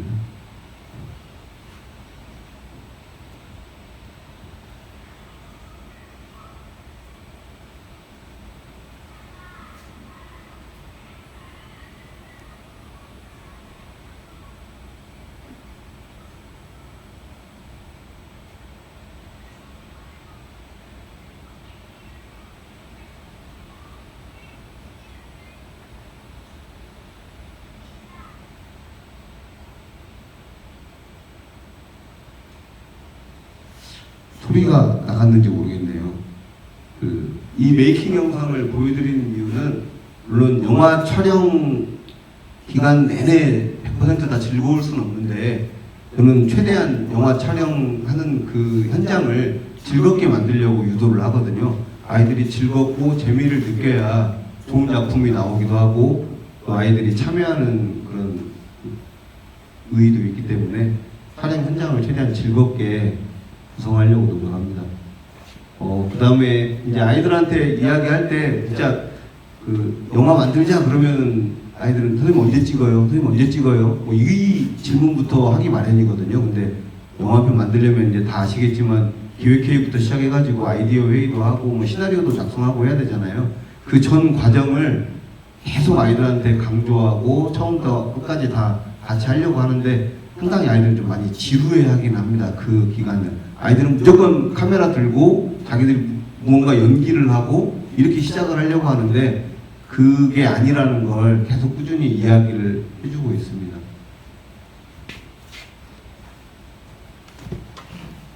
요거는 이제 6학년 국어 교과서인데요. 2019년도에 처음 들어왔습니다. 저는 이 국어 교과서에 이런 게 나타났을 때 굉장히 반가웠습니다. 그 전부터 아이들하고 같이 영상 만들기, 영화 만들기를 하고 있었는데 드디어 이제 교육과정에서도 직접 이걸 다뤄주고 있구나 되게 반가운 마음으로 맞이를 했습니다. 오른쪽에 있는 거는 중학교 국어 교과서입니다. 중학교 교육과정에도 다 들어와 있습니다. 근데 이제 영화와 관련된 건 6학년 2학기 맨 마지막 차시에 경험한 내용을 영화로 만들기 부분이 있는데요. 이 영상을 혹시 교과서를 만드는 선생님이나 교수님이 보신다면 요청드리고 싶은 게 그 시간을 딱 2시간을 줍니다. 2차 시만에 영화 한 편을 만들어낸다는 건 직접 작업을 해보신 분들은 알겠지만 불가능에 가까운 일이잖아요. 근데 어떻게 2시간 만에 이걸 만들려고 교과서에 넣어준 부분은 감사한데 좀 더 그 자세히 알아보시고 좀 이렇게 현실에 맞게끔 재구성을 좀 해주셨으면. 그래서 저 같은 경우에는 이게 그 교육과정상에는 2차시밖에 안 되지만 교육과정을 재편성해가지고 총 10차시로 만들었습니다. 그래서 기획회의부터 해서 촬영까지 편집 마치고 발표하는 과정까지를 총 10차시로 구성해가지고 아이들과 함께 영화를 만들고 있습니다. 이제 교과서에 제시된 그 스토리보드고요. 요거는 이제 중학교 교과서입니다. 중학교 교과서는 시간도 좀 더 많이 할애를 했고 좀 더 자세히 구성이 되어 있더라고요. 근데 역시 중학교도 처음부터 끝까지 다 할 수는 없고 중간중간을 좀 채워넣는 형식으로 이렇게 만들어져 있습니다. 전에는 뭐 아예 없었는데 2019년부터 들어온 것만 해도 일단 고마운 일이죠. 근데 좀 더 확장이 되고 확대가 됐으면 하는 그런 바람입니다. 다시 초등학교 교과서인데요. 이건 이제 알리고 싶은 내용을 영상 광고로 만들기라는 또 차시가 있는데 이것도 이렇게 2시간밖에 안 주셨거든요. 근데 저도 역시 교육과정을 재편성해서 아이들하고 함께 공익 광고 같은 것들을 만들고 있는데 이게 요즘에 많이들 하고 계세요. 그 이유가 각종 영화제뿐만이 아니라 영상 공모전에서도 이런 공익 광고 공모전들이 많이 있어서 그거와 연계해서 기왕에 교육과정에 나와 있으니까 만들어서 아이들한테 출품을 해보자. 이제 저는 그렇게 이야기를 하거든요. 근데 앞에 두 분이 말씀해 주신 거하고 약간 배치가 되는데 아이들한테 또 동기부여가 되기도 합니다. 여기에서 걸려있는 각종 뭐 상금, 그런 상장 이런 것들 때문에. 그래서 이따가 토론 시간에 좀 어느 정도 얘기가 되겠지만 솔직히 초등학교에서 만들어지는 그런 영상물들은 정말 선생님이 아예 손을 놔버리면 100% 아이들이 다 만들게 되는데 선생님들이 대부분은 다 옆에서 많이 도와주시거든요. 붙어서 편집을 도와주신다든지 아니면 뭐 기획회의에서 시나리오 부분이라든지 여러 가지를 참여를 하고 있는데 어디서부터 어디까지가 정말 이걸 아이들이 만든 걸로 볼 수 있느냐 아니면 선생님이 참여한 작품도 이런 공모전에서 시상을 해도 되느냐 그런 내용은 조금 이따 토론을 할 때 좀 이야기를 함께 나눠보도록 하겠습니다. 어쨌든 교육과정에 이렇게 들어와 있어서 기왕에 교육과정에 들어와 있는 마당에 이제 같이 아이들과 함께 공익광고를 만들어서 참여도 하고 있습니다. 이제 효과적인 발표 자료 만들기도 단원도 있는데요. 이것도 역시 영상 자료를 만들라고 나옵니다. 국어 교과서에. 그래서 아이들이 특별히 선생님이 어떤 영화나 영상에 관심이 없는 선생님이라고 하더라도 6학년 국어 교과서를 교과서대로 잘 따라만 가도 1년에 한 3편 정도의 영상을 만들게 되거든요. 그런데 현실은 새로운 게 들어오면 선생님들은 일단 좀 두려워하십니다. 그래서 많은 선생님들이 이 수업을 잘 안 하세요. 뭐 다른 수업으로 대체하시거나 완성된 영상을 보고 넘어가는 식으로 하시는데 교육부나 교육청 차원에서도 어떤 교육과정에 새로운 분야가 좀 들어오면 적극적으로 연수를 개설해서 그걸 직접 가르치시게 되는 선생님들을 먼저 좀 교육을 해야 되지 않을까 그런 생각을 좀 해봅니다. 이 교과서를 한번 쭉 살펴봤고요. 요거는 이제 어제 제가 이제 준비만 하고 저는 적극적으로 참여를 못하고 올라왔는데 제가 속해 있는 전라남도 지역에서는 순천에서 처음 시작을 했습니다. 그래서 올해로 11회째를 맡고 있는데 준비하는 분들이 모두 다 선생님들이다 보니까 오랜 기간은 못하고 딱 하루 토요일날 하루 날 잡아가지고 토요일날 오전에는 체험활동 그 다음에 오후에는 영화 공모작 상영 이렇게 영화제를 지금 올해로 11회째 개최하고 있습니다. 제가 오늘 드릴 말씀이 이제 이 내용이 주된 내용인데요. 일부에 되어 있는 체험활동 보면 저희가 한 2시간 정도 이렇게 시간을 할애해서 체험활동을 하고 있는데 첫 번째가 영화 제작 체험을 직접 해볼 수 있도록 장비를 저희가 다 갖춰놓고 뭐 감독 역할, 배우 역할, 대본도 저희가 이제 미리 작성한 걸 좀 나눠줍니다. 그래서 현장에서 즉석에서 연기 연습하고 실제로 한번 자기가 배우가 되어볼 수 있는 그런 시간을 갖고 또 뭐 촬영 감독이 되어볼 수 있는 시간, 슬레이트, 뭐 마이크 이렇게 역할을 다 나눠가지고 영화 제작 체험을 직접 할 수 있도록 체험존을 운영을 하고 있습니다. 그다음에 두 번째로 이제 영상과 관련된 뭐 홀로그램 증강현실 이런 것도 체험을 해볼 수 있도록 하고 있고요. 그다음에 애니메이션 스톱모션으로 애니메이션 또 활용하는 것도 보여주고 있고, 그다음에 크로마키 이제 이건 주로 저학년 유치원 아이들이나 저학년 애들이 좋아하더라고요. 각종 의상이나 이런 분장 도구 같은 걸 간단하게 해서 그 아이들을 꾸며준 다음에 크로마키 배경판에서 자기가 원하는 배경을 넣을 수 있도록 그렇게 유도하고 있습니다. 뭐 이런 총 4가지 정도의 체험 활동을 꾸준히 진행을 해왔습니다. 그다음에 이제 오른쪽에는 이제 상영작에 대한 정보인데요. 저희가 쭉 진행을 해오면서 느낀 거는 상영작을 보는 것은 영화관에 모여서 상영작을 보는 것은 주로 거의 대부분 공모작에 선정된 학교의 아이들이 옵니다. 일반 관객들은 그렇게 많지 않습니다. 근데 오전에 하는 체험 활동은 저희가 이제 미리 홍보를 다 하면 정말 영화에 관심이 있거나 영상 이런 활동에 관심이 있는 친구들이 엄마 손잡고 오고, 뭐 고학년이나 중학교 아이들은 친구들끼리 이렇게 와가지고 같이 참여를 하거든요. 그러면 숫자로만 비교를 해봐도 오전 체험 활동은 항상 300명, 뭐 많을 때는 막 400명 이렇게 지역에서 그 정도면 굉장히 많이 참여하는 겁니다. 그 정도가 참여를 하고 있는데, 이제 저희가 영화 상영은 오후에 하는 거는 영화관, 이제 순천에서 제일 큰 영화관 빌려서 한 200석 정도 되는 영화관이 있거든요. 거기를 꽉 채울 때도 있고, 뭐 어쩔 때는 조금 남기도 하고 그러거든요. 그래서 그 숫자로만 비교를 해봐도 아이들은 영화관에서 물론 자기 학교 아이들 또는 뭐 다른 학교 아이들의 그런 좋은 영화를 보는 것도 좋지만, 그런 수동적인 경험보다는 직접 체험 활동에 참여를 해서 능동적으로 본인이 직접 영상과 관련된 영화와 관련된 체험 활동을 한다는 걸 훨씬 더 즐기고 있다는 걸 알 수가 있습니다. 이건 좀 그 코로나 이전 사진이긴 한데요. 그 2부 영화 그 감상하는 그런 사진 모습이고요. 그다음에 이게 실제로 이제 체험 활동하는 그런 사진입니다. 레고 스톱모션 지금 하고 있네요, 아이들이. 이건 이제 크로마키로 즉석에서 편집은 선생님들이 즉석에서 해줘가지고 아이들이 자기가 크로마키로 어떤 활동한 모습을 USB에 담아갈 수 있도록 그렇게 해주고 있습니다. 그럼 이제 3D 증강현실 체험에서 이거는 그 색칠해가지고 뭐 홀로그램으로 나타나는 어플 그 깔아가지고요. 그런 활동들이에요. 이제 그 인디애니 유랑단이라고 그쪽에서 또 저희를 도와주셔서 나오셔서 이제 애니메이션 이렇게 책장 막 여러 개 넘기면 애니메이션 효과 나는 거 있잖아요. 그런 것들 체험 활동 아이들 할 수 있게끔 도와주고 있는 모습입니다.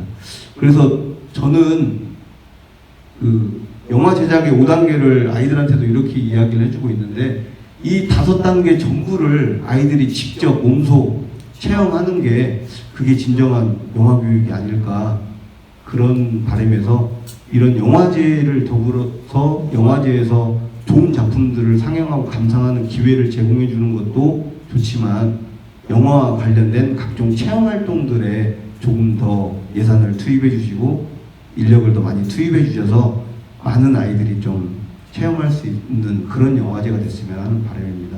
그러기 위해서는 지역마다 이제 뭐 저희가 하고 있다고 자랑하는 건 아니고, 지역마다 작은 영화제라도 좀 그 만들어져서 이 접근성이 부족하기 때문에, 솔직히 그 저도 몇 년 전에 저희 아이들하고 함께 이 김포 국제 청소년 영화제 초청을 받았었거든요. 저희가 함께 만든 영화가 공모작에 당선이 됐다고 해서. 근데 학부모들하고 이제 이야기를 했는데 너무 멀다. 그래서 참가를 포기했던 적이 있었거든요. 근데 아이들은 지역에서라도 어떤 자기 영화가, 자기가 만든 영화가 영화관에서 걸렸다는 거에 굉장히 자긍심을 갖고 막 자랑거리로 삼거든요. 그 다음에 또 한 가지, 저희 전국 영화교육연구회 저도 회원인데 거기에서 만들어준 교실 영화제라고 있었습니다. 그 금요일날 제가 참여를 했었는데, 올해 저희 학교 방송반 아이들 데리고 만든 영화가 있었습니다. 근데 그게 완성은 됐는데 어디 보여줄 데가 없었습니다. 제가 다른 영화제 이런 데 그 공모를 안 했거든요. 올해는 저도 그 지금 고영민 선생님이나 앞에 선생님들 두 분이 고민하신 그런 내용들 때문에 이거 100% 아이들이 만든 게 아닌데 내가 여기 공모를 해도 될까, 막 그런 고민과 함께 아예 공모 그 응모를 안 했는데 어디 보여줄 데가 없을까 아이들도 되게 보여주고 싶어라 했거든요. 근데 마침 부실 영화제를 만들어 주셔서 그 줌으로 전국에 있는 한 17개, 18개 학급 정도가 참여를 해서 사람 숫자로 하면 한 400명 정도가 같이 관람을 했더라고요. 그래서 줌으로라도 아이들이 다른 학교 아이들이 그 영화를 자기 거를 봤다는 거에 굉장히 큰 또 뿌듯함을 느끼고 아이들이 그러더라고요. 그래서 꼭 그 경쟁 비경쟁과 또 관련이 되기도 하는데 교실 영화제는 따로 뭐 상금이라든지 이런 경쟁작은 없거든요. 그냥 학교에서 만든 영화 다른 학교 아이들과 같이 줌으로라도 연결해서 보자는 그런 취지의 영화제인데 그런 영화제도 하나의 대안이 될 것 같습니다. 어쨌든 제가 중요하게 생각하는 거는 그 영화 제작 과정을 아이들이 직접 한번 다 경험을 해봤으면 하는 바람입니다. 네. 마지막 요걸 하나 제가 적어놨네요. 제가 체험활동 중심의 청소년 영화제를 적극 권장하는 이유가 체험활동 중심이 되다 보면 학교에서 만드는 영화가 교사 중심이 아니고 아이들 중심으로 변할 수 있다는 거고요. 그 다음에 상영의 초점을 약간 옮기면 아이들이 보입니다. 배우와 스텝이 보입니다. 그래서 배우와 스텝 중심의 영화제가 될 수 있다는 거. 마지막으로 완성된 결과물보다는 제작 과정에서 아이들이 얻어갈 수 있는 여러 가지 교육적인 효과들을 함께 얻어갈 수 있다고 생각합니다. 네, 마치겠습니다. 네, 이충현 선생님의 발표 잘 들었습니다. 이충현 선생님께서는 지금 현재 교실 영화를 직접 아이들과 만들고 교육 영화제를 운영하시는 입장에서 굉장히 실질적인 고민에 대해서 말씀을 해주셨습니다. 그래서 이제 체험 중심의 영화제를 제안하시면서 교육 영화제는 어떻게 운영되어야 가장 교육적이고 바람직한가에 대한 대안을 제시해 주신 것 같습니다. 잘 들었습니다. 네, 마지막 발표를 들어보겠습니다. 부산 어린이 창의교육관 교육연구소로 계신 이성철 선생님의 발표를 들어보겠는데요. 이성철 선생님께서는 오늘은 이제 영상으로 참여하시겠습니다. 저는 네, 주제는 파리시의 나의 첫 번째 영화제라는 사례 분석을 통한 어린 영화제의 운영 방안에 대해서 제안해 주시겠습니다.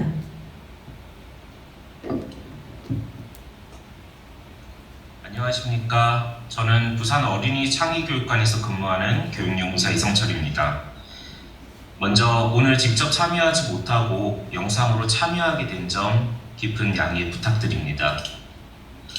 제가 오늘 발표할 내용은 프랑스 파리의 나의 첫 번째 영화제 몽프레미아 페스티벌 사례를 분석하고 이를 통해 어린이 영화제란 무엇인지 그리고 어떤 방향으로 나아가야 하는지 비판적으로 성찰해보고 고민을 나눠보고자 합니다. 나의 첫 번째 영화제 몽프레미아 페스티벌은 2018년부터 파리시가 재정을 부담하여 운영하는 어린이 영화제입니다. 영화제는 비영리 단체인 어린 시절의 영화관이 운영하고 있고 다양한 문화예술단체, 기관, 개인과 협업하고 있습니다. 파리시 관광청의 공식 웹사이트에서는 2세 이상의 어린이를 대상으로 다양한 영화를 펀웨이, 즉 즐거운 방식으로 탐색하고 배워볼 수 있는 페스티벌로 소개하고 있습니다. 완전 무료는 행사는 아니고 4유로 정도의 참가비 또는 관람비가 책정되어 있습니다. 이 영화제는 일반적인 영화나 애니메이션을 상영하기도 하지만 다양한 체험 프로그램을 제공하는 것이 어린이 영화제에서 얼마나 중요한지 알려주고 있습니다. 올해 2022년 나의 첫 번째 영화제는 2022년 10월 26일부터 11월 1일까지 파리시 일원에서 진행되었습니다. 사진에서 보이는 것처럼 올해도 많은 어린이가 참여했는데 올해는 코로나 등의 암울한 상황에도 약 4만 3천 명 정도의 어린이들이 참여했다고 밝히고 있습니다. 우리가 나의 첫 번째 영화에 주목할 점은 학교 사전 행사 세션입니다. 나의 첫 번째 영화제는 영화 축제 일주일 전 파리에 소재한 유치원과 초등학생 학급을 초대하는 사전 행사가 진행됩니다. 이 행사에서는 공식 상영회 이전에 미리 작품을 관람할 기회를 제공합니다. 학교 사전 행사 세션에 주목해야 하는 점은 이 영화가 어린이들의 참여를 더욱 늘리는 긍정적인 측면이 있다는 점입니다. 자칫 본 행사 이전의 상영회가 어린이들의 참여를 떨어뜨린다고 생각하기 쉽습니다.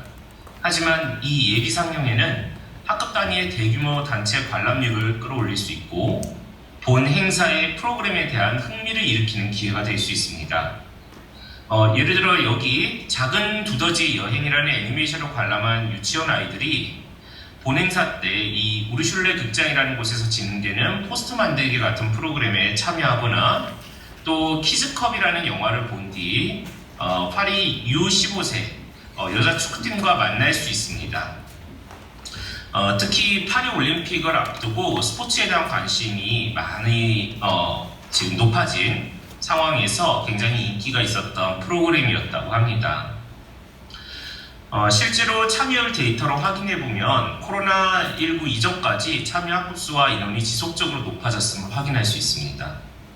우리나라의 많은 어린이 청소년 영화제가 꾸준히 상영작 수를 늘려오고 있음에도 불구하고 참여 인원 감소라든지 경쟁작 출품 등 관련 학생들만 참여하는 문제들을 어느 정도는 겪고 있는데 학교와의 연계가 얼마나 중요한지 알려주는 부분이라고 할 수 있겠습니다. 앞서서 제가 나의 첫 번째 영화제에는 본 행사에서 진행되는 프로그램이 있다는 것을 사례와 함께 설명드렸는데요. 이 영화제는 영화 상영과 함께 여기 보이시는 이렇게 많은 문화예술 체험 기회를 제공한다는 것에 주목해야 합니다. 영화 워크숍은 영화 관련된 다양한 만들기 프로그램을 제공합니다. 여기 시네 콘서트하고 시네 뮤직은 무척 인기 있는 프로그램 중에 하나인데요. 시네 콘서트는 무성영화나 사운드를 생략한 애니메이션에 밴드, 신디사이저 등을 이용해 음악과 사운드의 관계성을 탐색할 수 있도록 돕고요. 시네 뮤직은 음악회라고 보시면 되겠습니다.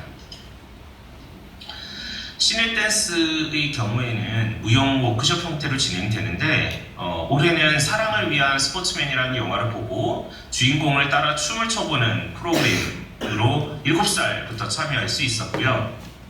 또 렛츠고 키즈라는 영화 상영 후에 힙합 댄스를 시연하고 교육한 프로그램들도 있었는데 11살부터 참여가 가능했습니다. 네, 그 다음에 이렇게 시네 개난자, 네, 말이 웃긴데요. 가장 멋진 어떤 헛짓, 헛소리, 이 영화에서 등장하는 어떤 그런 것들을 같이 따라해보면서 노는 그런 프로그램들도 있었고요. 시네 리브르, 시네 콩트, 이 시네 리브르와 시네 콩트 같은 경우에는 동화를 접목해서 2살 정도 되는 어린 영화에서부터 이미지나 영화에 대해서 처음 접할 수 있도록 하는 프로그램도 우리가 주목해볼 만한 부분이라고 할 수 있겠습니다. 변장과 분장에서는 예컨대 올해 같은 경우에는 찰리 채플린 영화를 본 뒤에 채플린처럼 분장하고 놀이하는 프로그램도 인기가 있었습니다. 네, 이렇게 퀴즈라든지 유아 영화관 경험 세션도 있는데요. 이 나의 첫 번째 영화제라는 그 이름만큼이나 이 영화제는 아주 어린 영유아의 참여를 굉장히 중요하게 생각합니다.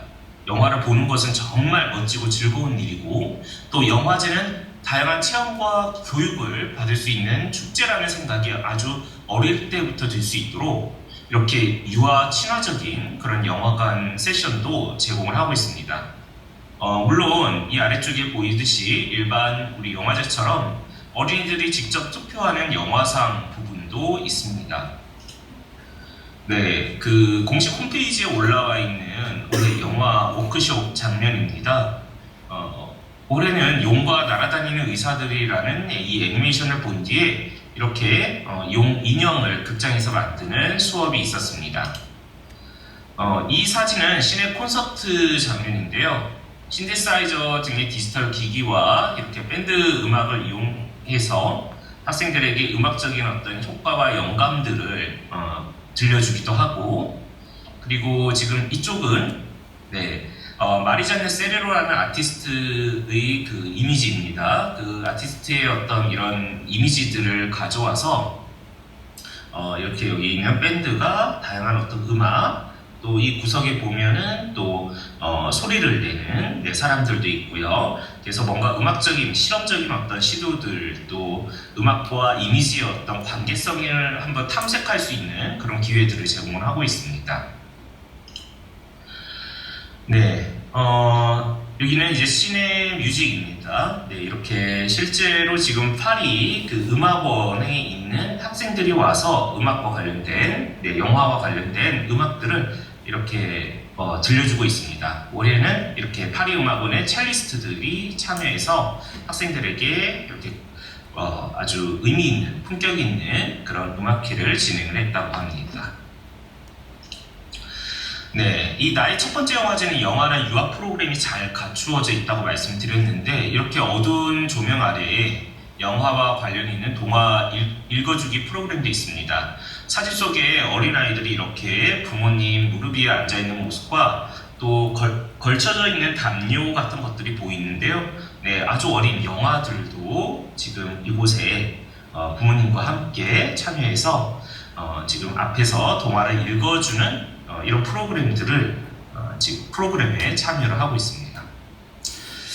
네, 여기서 우리가 영화제를 생각했을 때 어떤 이미지가 떠올려지는지 점검할 필요가 있겠습니다. 대부분의 성인 영화제 시스템은 오랫동안 상영과 시상이라는 두 영역이 가장 핵심적인 콘텐츠로 자리매김해 왔습니다. 상영과 시상은 물론 좋은 영화를 발굴하고 이를 관객과 시장에 선보인다는 점에서 중요합니다.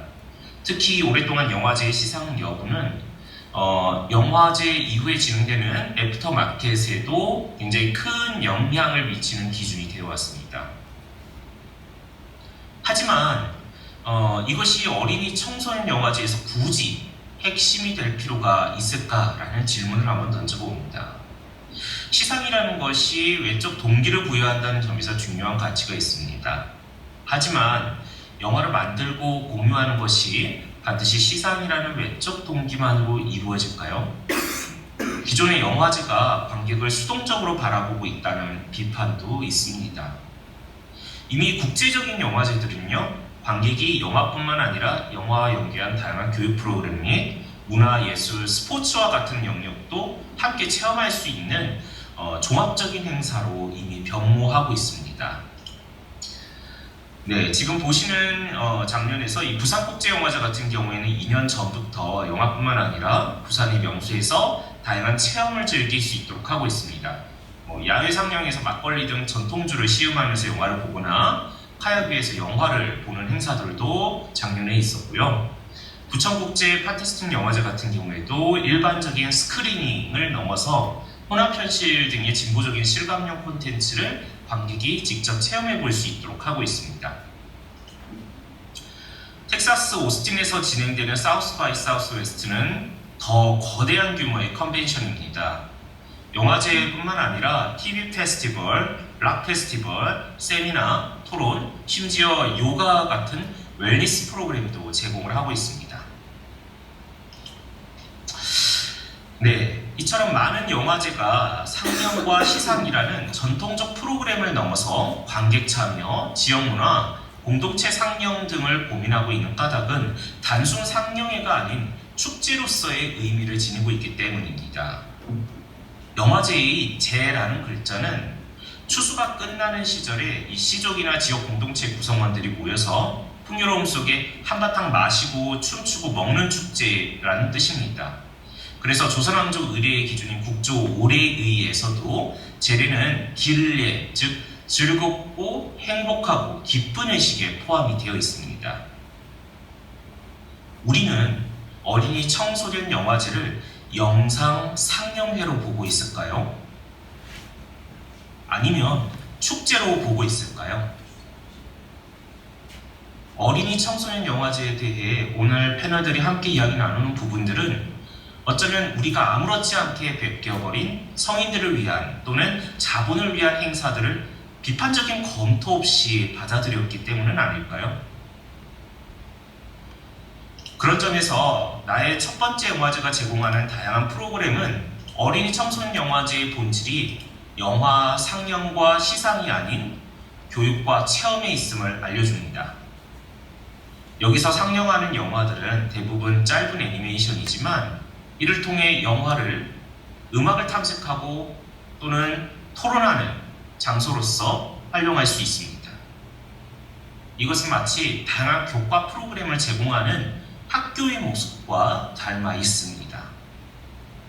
파리라는 예술의 도시가 갖고 있는 다양한 인적 자원과 소규모 예술단체들, 이들은 영화제를 이끌어가는 매우 중요한 자산이자 선생님으로서의 역할을 하고 있습니다.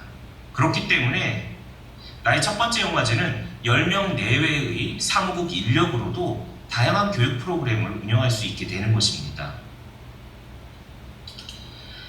네, 오늘 토론에서 이야기하는 주제는 우리가 그동안 알고 참여했던 어린이 청소년 영화제에 대해서 다른 관점에서 접근해야 가능합니다. 어른들을 위한 영화제가 아니라면 어린이 청소년의 영화제는 어쩔 때는 우스꽝스러운 춤을 추는 영화제가 되거나 또는 음악회에 가까운 영화제, 심지어 영화 없는 영화제도 가능하지 않을까요? 우리가 논의하고자 하는 영화제가 단순 영화 상영을 중심에 둔 것인지, 교육과 체험에 초점을 둔 축제로 운영하고자 하는 것인지 진지하게 고민해보면 좋을 것 같습니다. 이상으로 발표를 마칩니다. 감사합니다. 네, 이성철 선생님의 파리시의 나의 첫 번째 영화제에 대한 사례 분석을 중심으로 어린이 청소년 영화제에 대한 좀 다른 접근에 대해서 제안을 해주셨습니다. 우리가 이제 교육 영화제를 어떻게 바라보느냐에 따라서 이 영화제의 진행이나 성격 그리고 교육에서 가지는 의미도 굉장히 달라질 수 있다는 그런 혁신적인 제안이셨습니다. 네, 이상으로 네 분의 발표를 모두 들었고요. 네, 그러면 저희가 오늘 이야기를 나눴던 내용을 바탕으로 한번 토론을 진행해 보기로 하겠습니다. 네, 바로 이제 진행을 하도록 하겠습니다. 저는 이제 개인적으로는 본격적인 영화라기보다는 영상 교육을 포괄적으로 전공했습니다. 저는 애니메이션을 중심으로 좀 교육에 대해서 좀 고민을 해왔는데요. 오늘 선생님들의 말씀을 들으면서 영화제의 바람직한 방향은 무엇일까? 이것이 사실은 이제 본질적으로는 영화 교육 또는 교육 영화의 목적은 무엇일까? 여기에 대해서 저희가 한번 좀 이야기를 해보고 들어가는 게 어떨까 하는 생각이 들었습니다. 예를 들어서 지금 이제 한국문화예술교육진흥원 이런 데서 예술교육에 대한 논의를 하면서 영화 교육이라는 것이 모든 예술교육이 마찬가지인 것 같은데요. 예를 들어 영화를 위한 교육인가? 영화를 통한 교육인가? 이런 본질적인 질문하고 좀 관련이 있다고 생각이 돼요. 우리가 예술 전문인을 기르기 위한 양성 교육으로서의 예술 교육이 과거에 있었고, 오늘날은 조금 더 다른 접근으로 이제 포괄적으로 학생의 삶을 완성하기 위한 이제 예술 교육으로 접근하는 경향이 많다고 생각이 되는데요. 네, 선생님들께 영화 교육의 목적은 무엇이고, 우리가 교육 영화를 혹은 영화 교육을 어떻게 정의해야 되는가, 선생님들의 말씀을 들어보고 싶습니다. 순서 여러분입니다. 네, 자유롭게 말씀해 주십시오. 네. 방금 말씀하신 것처럼 전문가 양성을 위한 영화 교육이냐 아니면 보편적인 영화 교육이냐의 그런 부분이 마찬가지로 영화제에서 예고 중심의 어떤 수상 실적에 대한 부분이냐 아니면 일반인 학교의 영화들에 대한 어떤 가치 판단의 부분이랑 정확하게 좀 겹친다고 생각이 듭니다. 그러니까 초창기에는 아마 예고 중심이 많았었을 테니까 그런 영화들이 이슈가 되었다면 보편적인 영화들, 영화교육 2005년도 정도부터 문화예술교육진흥원에서 일반 영화교육이 진행이 되기 시작했는데, 그런 차원에서 오늘 제가 제안을 드렸던 분리와 어떤 나눔에 의한 어떤 영화 상영, 시상 같은 것들이 연결이 된다고 생각이 듭니다. 그러니까 이제는 좀 더 보편적인 부분에 방점을 맞춰야 되지 않을까, 혹은 그런 것들이 결국에는 전문 영화 교육까지도 보듬는 부분이 아닐까라는 생각을 하게 됐습니다. 네, 저는 지금까지 영화 제작 영화 교육을 하면서 좀 경험적인 차원에서 뭐 이런 것들이 좋았다 느꼈고, 그다음에 다른 영화 제작 교육을 하시는 분들 만나도 조금 경험적인 차원에서만 뭐 이런 학생들의 그 단합된 모습이 좋았다, 뭐 공동체 영향을 끼칠 수 있어서 좋았다, 어떤 추억을 만들어 주셔서 좋았다, 이런 정도로만 논의가 되다가 작년에 이제 영화 교육 표준안이 발간이 되면서 조금 체계적 완전히 합의된 그런 안은 아니고 아직도 미안의 그런 아니긴 하지만 그런 영화 교육 체계적 연구가 돼서 어떤 핵심 역량들을 들려줄 수 있는지 조금 교사로서 좀 답답함을 느꼈던 부분들이 좀 해소가 되는 느낌이 들었습니다.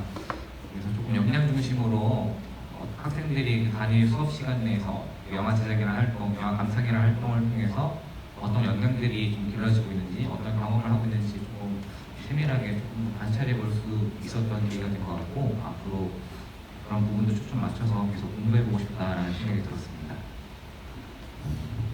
저는 학교에서 왜 영화를 만들어? 학교에서 왜 영화 교육을 굳이 하려고 그래? 뭐 이런 질문들을 가끔 들었었거든요. 근데 저는 반드시 필요하다고 학부모님한테 말씀드리고 그런 질문하는 동료 교사한테도 이야기를 했거든요.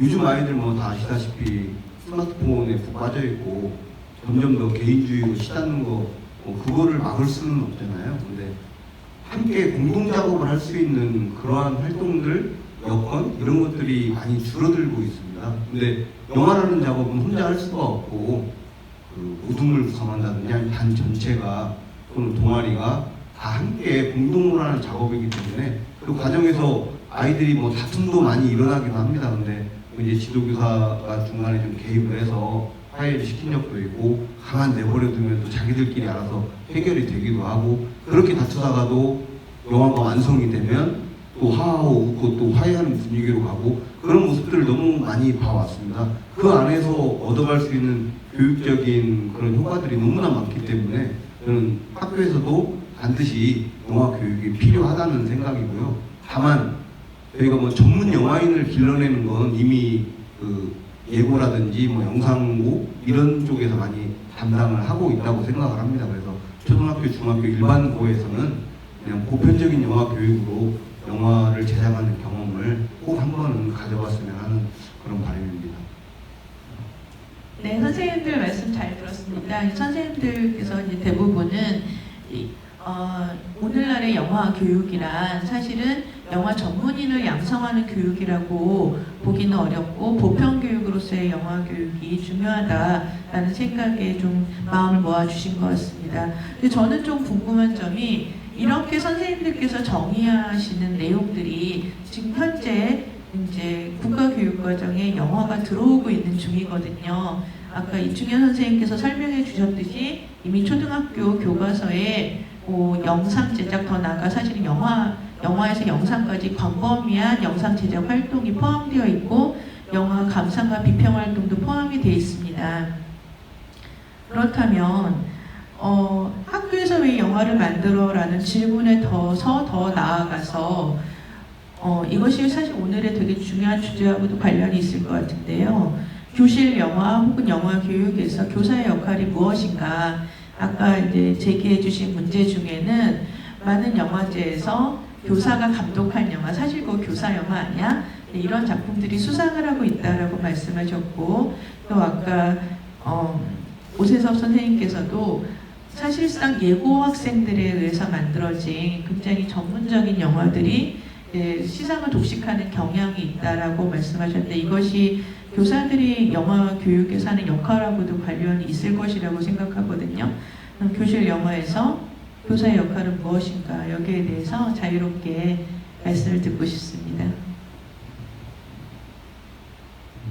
제가 먼저 말씀을 드리면 아까 오세섭 선생님이 보여주신 통계 자료에도 잘 나왔듯이 일반고 학생들하고 또는 뭐 그런 예고라든지 이런 영상고 전문적인 그런 학생들하고 경쟁은 솔직히 좀 힘들다고 생각합니다. 물론 일반고 학생들 중에도 가끔 영화에 미쳐가지고 엄청난 역량을 발휘하는 그런 학생들이 있을 수는 있지만 아예 만약에 이게 경쟁 체제로 가서 시상을 한다면 오세훈 선생님이 제안하셨던 것처럼 이원화 시켜서 수상을 하는 게 그게 더 맞지 않나 이렇게 생각을 하고요. 그 다음에 또 한 가지는 이제 그 오세 선생님 말씀하신 거는 주로 고등학생들에서 많이 빚어지는 일이고요. 초등학교나 중학교는 아직 그런 전문적인 그런 그 학교가 없기 때문에 보통 다 일반 학생들이 지도교사와 함께 만들게 되는데, 지도교사의 개입이 제가 솔직하게 말씀드리면 초등학교는 없을 수가 없습니다. 없으면 아무리 6학년 학생들 중에 뛰어난 학생들이 있다고 하더라도 그걸 자기 혼자 풀어가기는 굉장히 어렵거든요. 그래서 지도교사가 개입을 할 수밖에 없는데, 저 같은 경우에는 거의 편집은 다 제가 했습니다. 편집은 제가 했는데 촬영은 한 반반인 것 같습니다. 5대5 정도. 아이들이 촬영한 걸 갖다 쓰기도 하고 제가 촬영한 걸 갖다 쓰기도 하고, 물론 감독 학생을 정해놓긴 하지만 감독 학생이 영화에 그 투자되는 비율은 20-30%, 제가 한 70%? 이 정도라고 생각을 하거든요. 그래서 저는 아이들한테 아예 처음에 시작할 때 얘기를 하고 시작합니다. 선생님은 총감독이다. 내가 너희들 모든 거를 다 지원을 해줄 테니까 일단 각자의 역할은 다 나눠서 해보자. 그래서 아까 그 메이킹 영상에서도 보셨을 수도 있는데, 제가 그 반사판을 들고 있었거든요. 이제 반사판 역할을 맡은 친구도 있었는데 그날 빠지고도 안 나와가지고 그런 식으로 저는 올라운드 플레이어가 돼서 도와주고는 있는데, 저도 아직 솔직히 그 결론은 못 내렸습니다. 과연 이렇게 해서 만들어진 영화를 그 영화제 출품해서 상금을 받는 게 타당한가? 그런 고민은 저도 좀 있습니다. 근데 영화는 그렇게 해서 함께 만든 영화는 아이들이나 저나 똑같은 마음입니다. 이거는 선생님 영화가 아니라고 생각합니다. 아이들은. 또는 감독 학생의 영화도 아니라고 생각합니다. 우리 모두의 영화라고 생각을 하고 있습니다. 그래서 슬레이트를 친 학생도 친구들한테 이거 내가 만든 영화야. 촬영을 한 학생도 이거 내가 만든 영화야.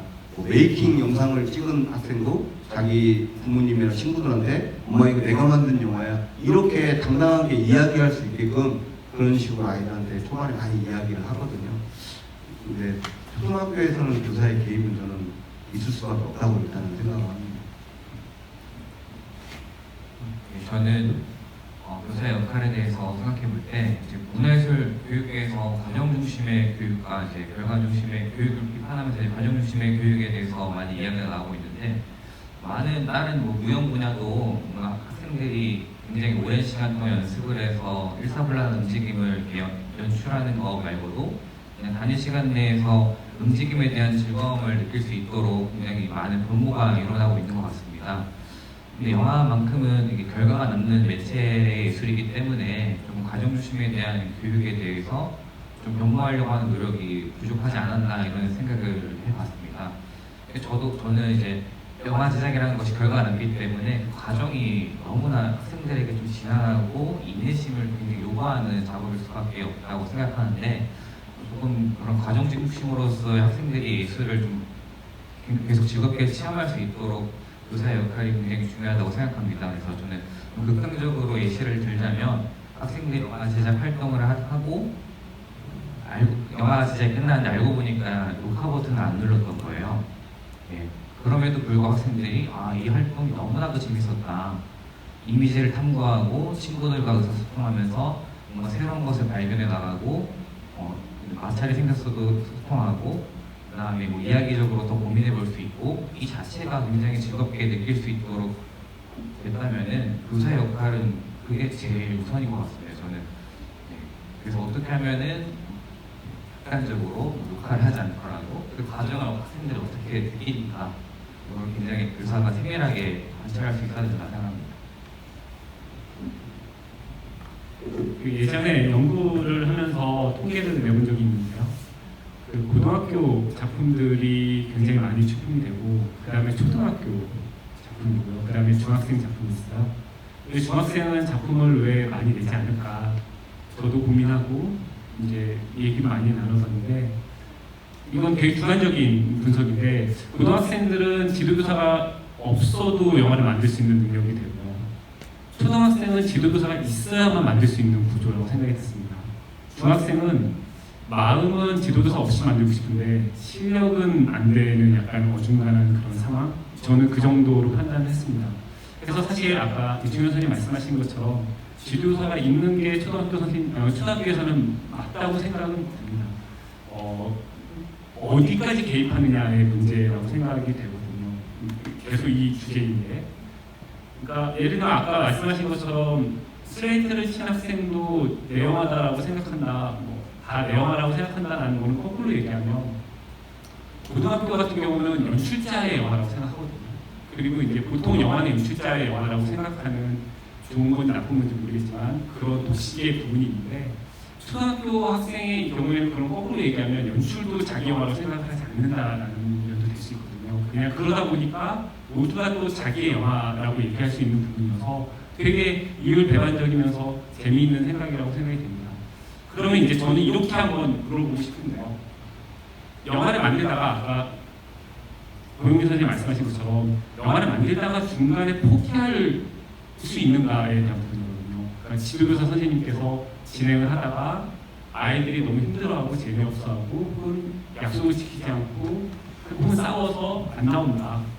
그랬을 때 영화를 완성하지 않을 수도 있다 라고 할 수 있는가에 대한 부분이 저는 지도교사의 개입 여부랑 좀 관련이 있다고 생각이 들거든요. 그러니까 이거는 저는 굉장히 애매한데, 그러니까 그렇게 해설해도 어떻게든 선생님이 뭐 마무리하거나 파일을 해서 결과물을 내는 게 아이들을 위해서 굉장히 좋은 거다. 혹은 아이들이 이렇게 열심히 하지 않거나 다투거나 혹은 계획을 잘 짜지 못했으면 중간에 멈출 수도 있는 게 이게 하나의 활동이다. 어느 부분이 더 나은 건지는 저도 잘 모르겠습니다. 그러니까 예전에 그 영화제에서 일을 할 때 고등학교 영화 동아리 같은 것들을 진행을 하다 보면 전국, 그러니까 서울에 있는 각 지역의 애들이 오는데 한 10팀이 모이면 한 3팀 정도는 중간에 무너지곤 했었거든요. 그것도 좋은 경험이다라고 해야 될지, 그걸 상처다라고 해야 될지, 아니면 어쨌든 결과물을 만들어서 상영하는 게 애들한테 좋을 것이다라고 해야 될지에 대한 부분으로 한번 고민하게 되었습니다. 네. 그 부분에 대해서 말씀을 드리면 저는 실제로 경험을 한 적이 여러 번 있거든요. 아이들하고 같이 영화를 만들자고 했다가 못 만든 경우가 꽤 있습니다. 근데 저는 실패도 경험이라고 생각을 해서 누구 탓은 하지 않습니다. 그러니까 그 감독을 맡은 친구가 되게 불성실해가지고 한번 영화를 끝까지 못 만든 경험이 있고요.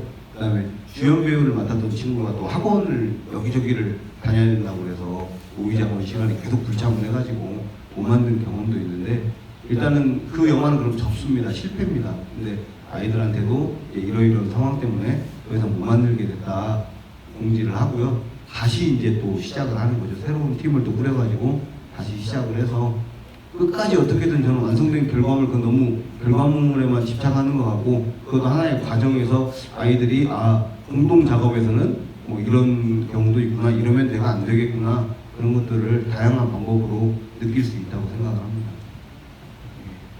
제가 말씀드린 부분은 저는 완성을 해야 된다고 생각하는 입장이고, 그냥 일반적으로 그 과정이 그 정도로 조금 학생 중심이어야 된다는 입장을 말씀드렸던 겁니다. 그래서 뭐 구체적으로 연출 어디까지 개입인지에 대해서 정확하게 지금 제 생각은 정리하기가 어려워서 좀 포괄적으로 말씀드렸습니다. 네, 교실에서 학생들이 영화를 만들 때 영화를 완성해야 되는가, 굉장히 재미있는 질문이었다고 생각되고, 제가 좀 흥미있게 들은 포인트는 뭐냐면은 여기에 대한 생각이 선생님들께서 각각 초등학교와 고등학교를 대상으로 활동해 오고 계신 점도 차이가 있고, 또 한 가지는 사실 오세석 선생님께서는 영화 감독이라는 배경을 가지고 계시단 말이에요.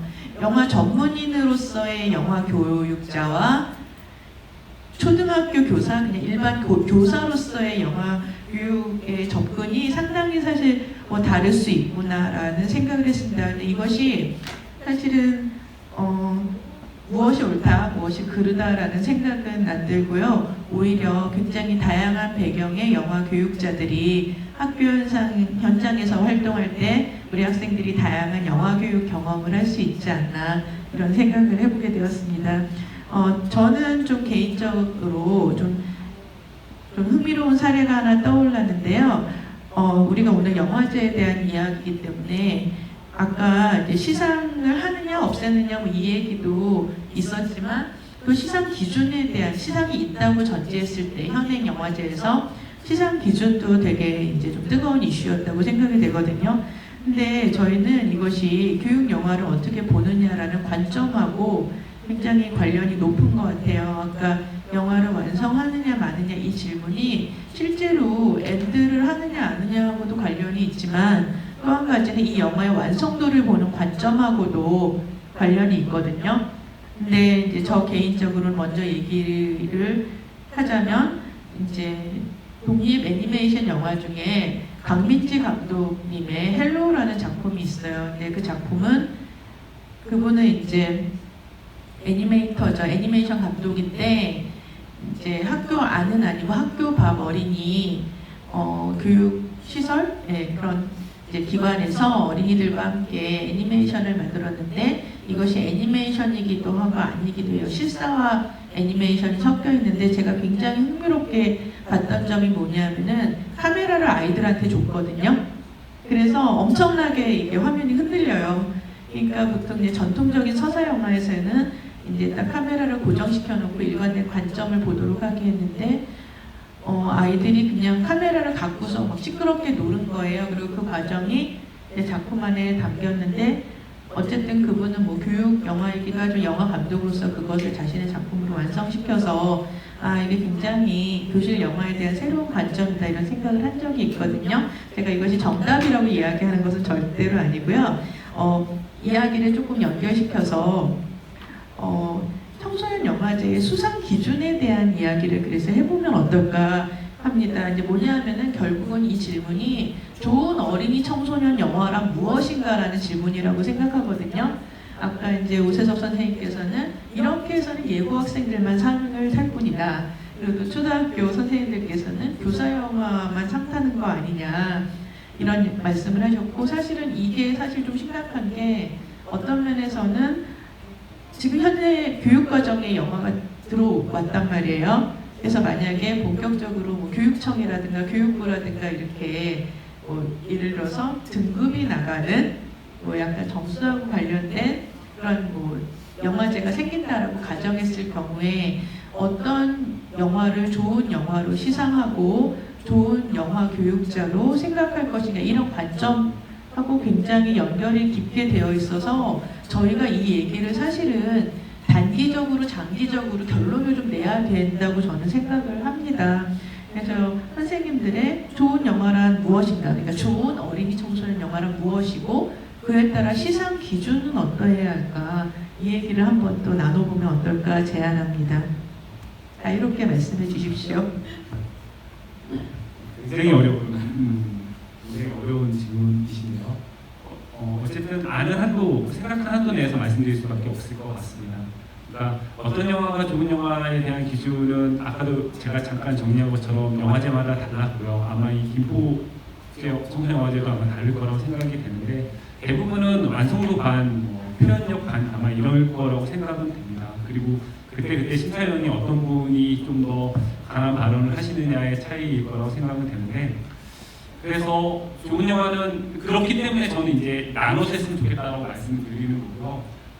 그거랑 약간 다른 얘기인데 처음 청소년 영화제 시작했을 때 그런 적이 있었어요. 그러니까 연출자는 청소년인데 촬영 감독은 대학생이었어요.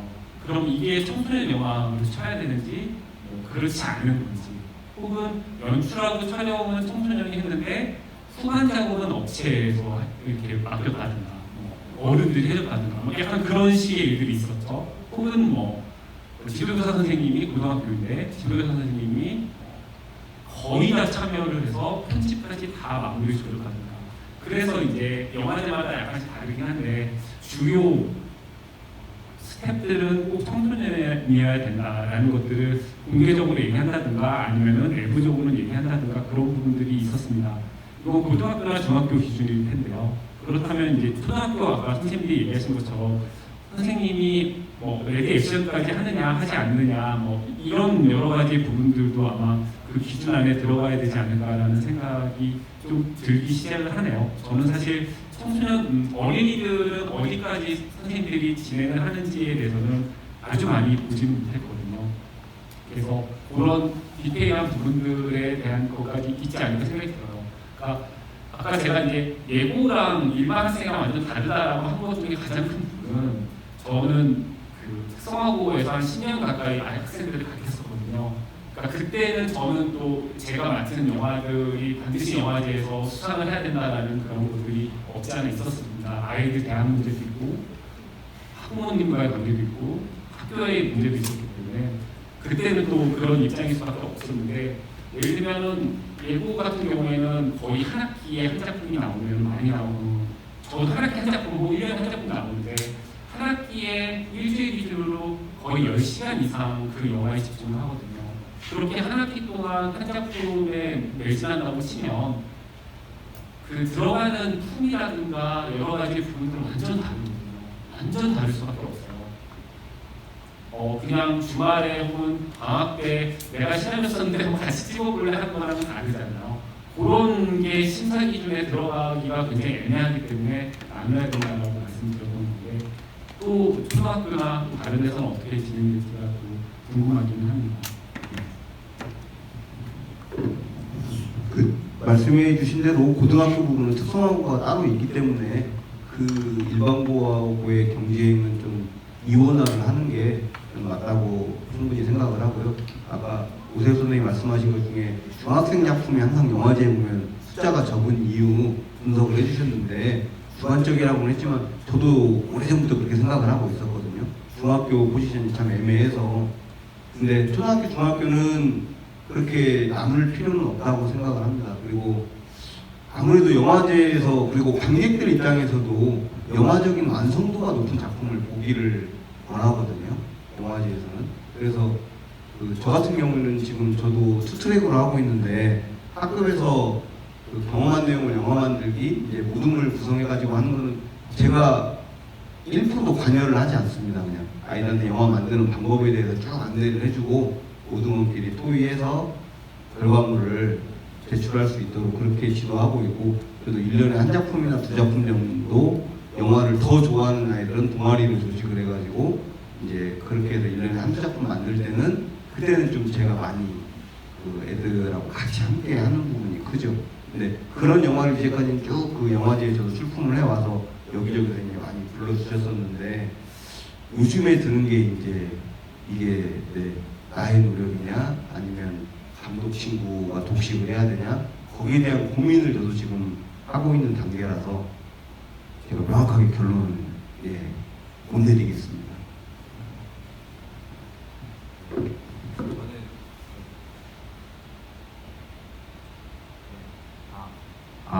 네, 죄송합니다.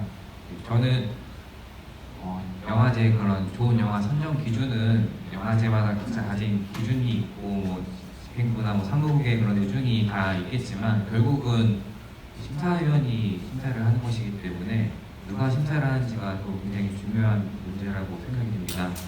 성인 영화제라면 영화제에서 그런 권위를 인정받으신 분들이 영화 심사하는 것이 뭐 큰 문제가 아니라고 생각이 되는데 청소년 영화제만큼은 그래도 오랜 시간 동안 청소년 영화의 그런 경향성을 조금 판단해 오시고 많이 관람해 오신 분들이 좀 심사를 하는 것이 맞지 않냐 이런 생각을 갖고 있습니다.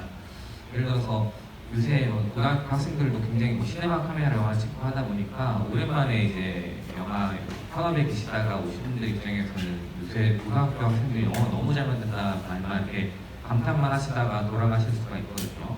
근데 또 올해 보신 분들 입장에서는 뭐 그런 경향성은 사실 몇 년 전부터 보였던 것이고 굉장히 장르적인 특성으로 학생들이 그런 논픽션의 영화들을 많이 제작을 하고 있는데 그런 거에 대해서 그런 가산점을 주거나 굉장히 신선하다고 느끼지 않으실 것 같아요. 오히려 그런 장르적인 영화, 굉장히 완성도 높은 홍수 속에서 자신만의 개성을 실험적으로 표현하려고 하는 영화들에게 점수를 더 주시려고 할 수도 있을 것 같기도 하고요. 그래서 청소 영화제만의 좀 고유한 특성도 있고 그런 경향성, 학교 영화 교육관 연계성도 있기 때문에 조금 그래도 청소년 영화 교육 전문가께서 좀 많이 관여를 하셨으면 좋겠다는 그런 개인적인 차원의 바람이 있고 초등학교는 그런 심사 선정이 사실 더 어려운 것 같습니다. 이거를 지금까지 많이 논의가 있었고 저도 어떤 주제에 대해서는 이랬으면 좋겠다는 가능성이 있는데 초등학교에서는 과연 이게 너무 많은 그런 학생들의 구사의 흔적들이 혼합돼서 나타나다 보니까 뭔가 가치 판단을 내리기 굉장히 혼란스러운 상황인 것 같습니다. 그래서 좀 과감하게 그런 초등학교에서는 선정에 대한 고민에서 벗어나서 이런 생각을 했었던 것 같습니다. 네, 선생님들의 심사 기준이나 좋은 청소년 영화제에 대한 말씀 잘 들었습니다. 네, 저희가 이제 이런 청소년 영화제에 대해서 다양한 이야기를 사실 나눠볼 수가 있는데요. 어느 정도 저희가 이제 가진 시간이 좀 한정되어 있습니다. 저는 오늘의 좀 핵심적인 질문에 대해서 이야기하고 이제 마무리를 하면 어떨까 하는데요. 아까 좋은 청소년 영화제에 대한 이상에 대해서 여러 선생님께서 말씀해 주셨어요.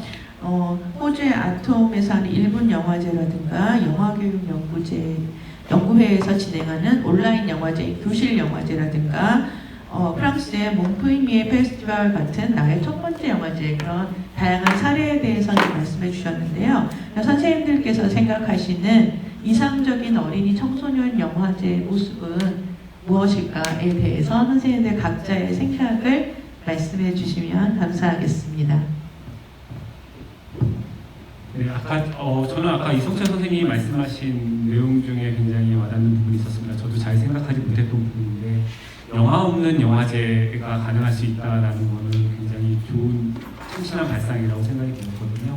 그러니까 아마 좀 더 체험 중심의 영화제, 그러니까 영화제체 영화제냐, 그러니까 영화제라는 이름을 붙이는 것 자체가 맞냐부터 다시 생각을 해본다면, 그러니까 아까 제가 처음에 인터뷰했던 분들, 초창기 영화제 분들은 청소년 영화를 어디서 상영할 데가 없으니까 극장 같은 데서 상영해주면 훨씬 더 좋을 것이다 라는 취지로 시작이 되고, 영화제니까 뭐 극장에서 계속 상영이 되고, 그리고 굉장히 처음에 잘하는 영화제가 서울국제 청소년 영화제거든요. 서울국제 청소년 영화제부터 사실은 극장에서 상영을 했거든요. 그전에 그냥 회관 같은 데서 하다가 그랬는데, 이제 그걸 다시 몇십 년 지난 다음에는 극장 말고 다른 곳에서 진짜 영화 형식 말고 그냥 편하게 그런 식으로 다시 돌아가는 그런 지점이 아닐까라는 생각이 들어서 그런 것들을 논의해보면 좋겠다는 생각이 들었습니다.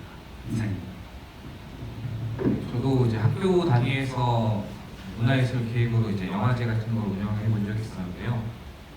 그때 뭔가 저의 중심이 학생들의 체험과 교육, 어떤 경험을 하는지보다도 제가 느꼈던 영화제에 대한 그런 환상도 어느 정도 이렇게 들어가지 않았나 생각이 듭니다. 그래서 조금 영화제가 아까 말씀하신 것처럼 좀 성인 영화제 그런 모습들을 답습하지 않고 좀 학생들이 경험적으로 다가갈 수 있도록 노력이 필요할 것 같다는 생각이 매우 조심히 들었습니다.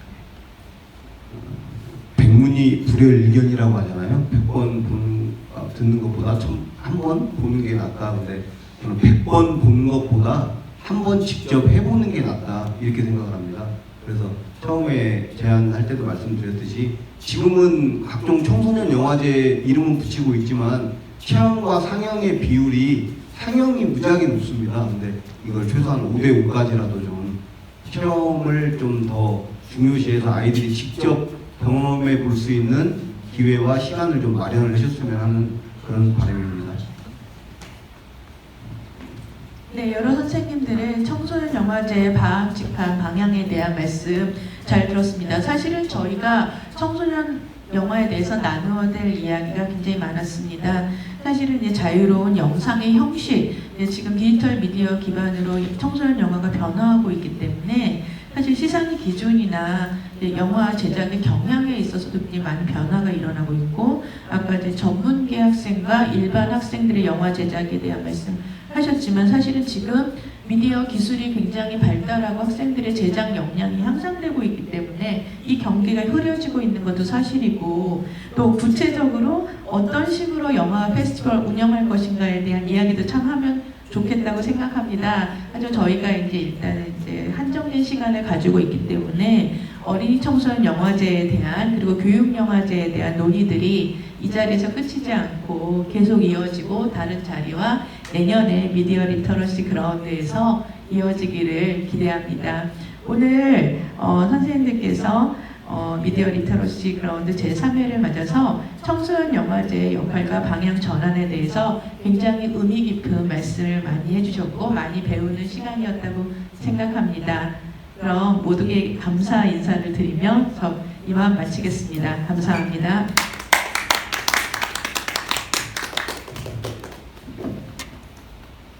네, 고생 많으셨습니다.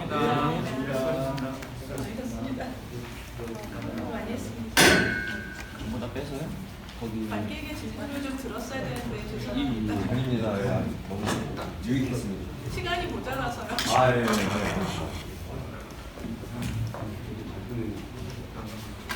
아이고 힘들어.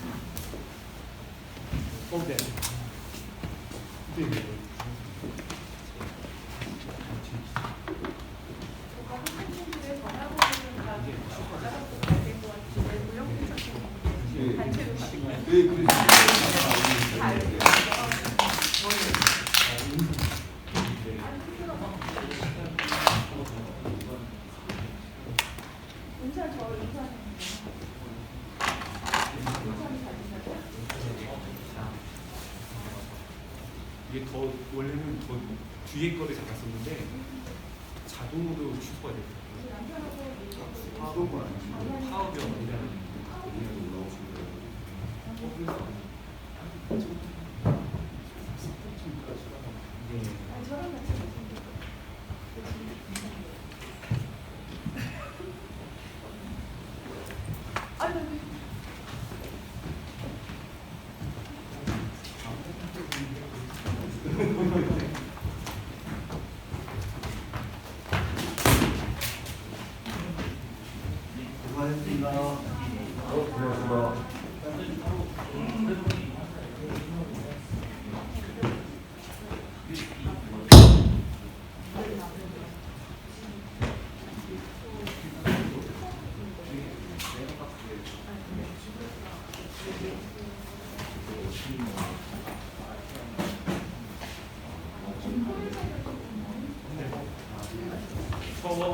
대학역으로 대학은 그게 더 빠를 수도 있겠네요. 공항철도니까. 네, 맞습니다.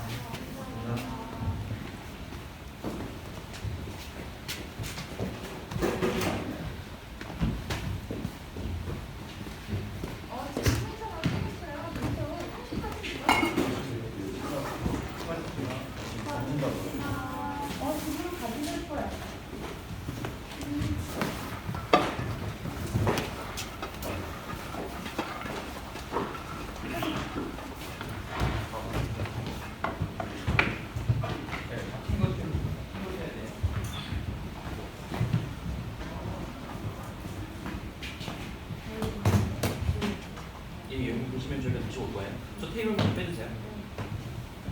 그리고 여기 계시죠? 5시까지. 하시려면은 이제 여기로 메가박스로 가야 되거든요. 네. 혹시 그러면 대중교통 이동 가능하고 지금 차에다가 좀 더 짐 실어야 돼서요. 그럼 바로 메가박스로 이동해 주세요. 현주님 있을 겁니다.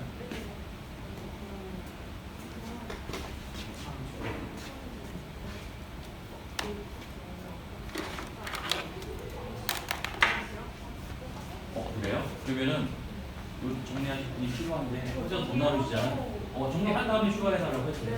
네, 그러니까 저랑 같이 정리하고 네, 이거 좀 지금 말씀드리는 거 좀 내려주세요. 예, 생각보다 전부 다 내려주시고요.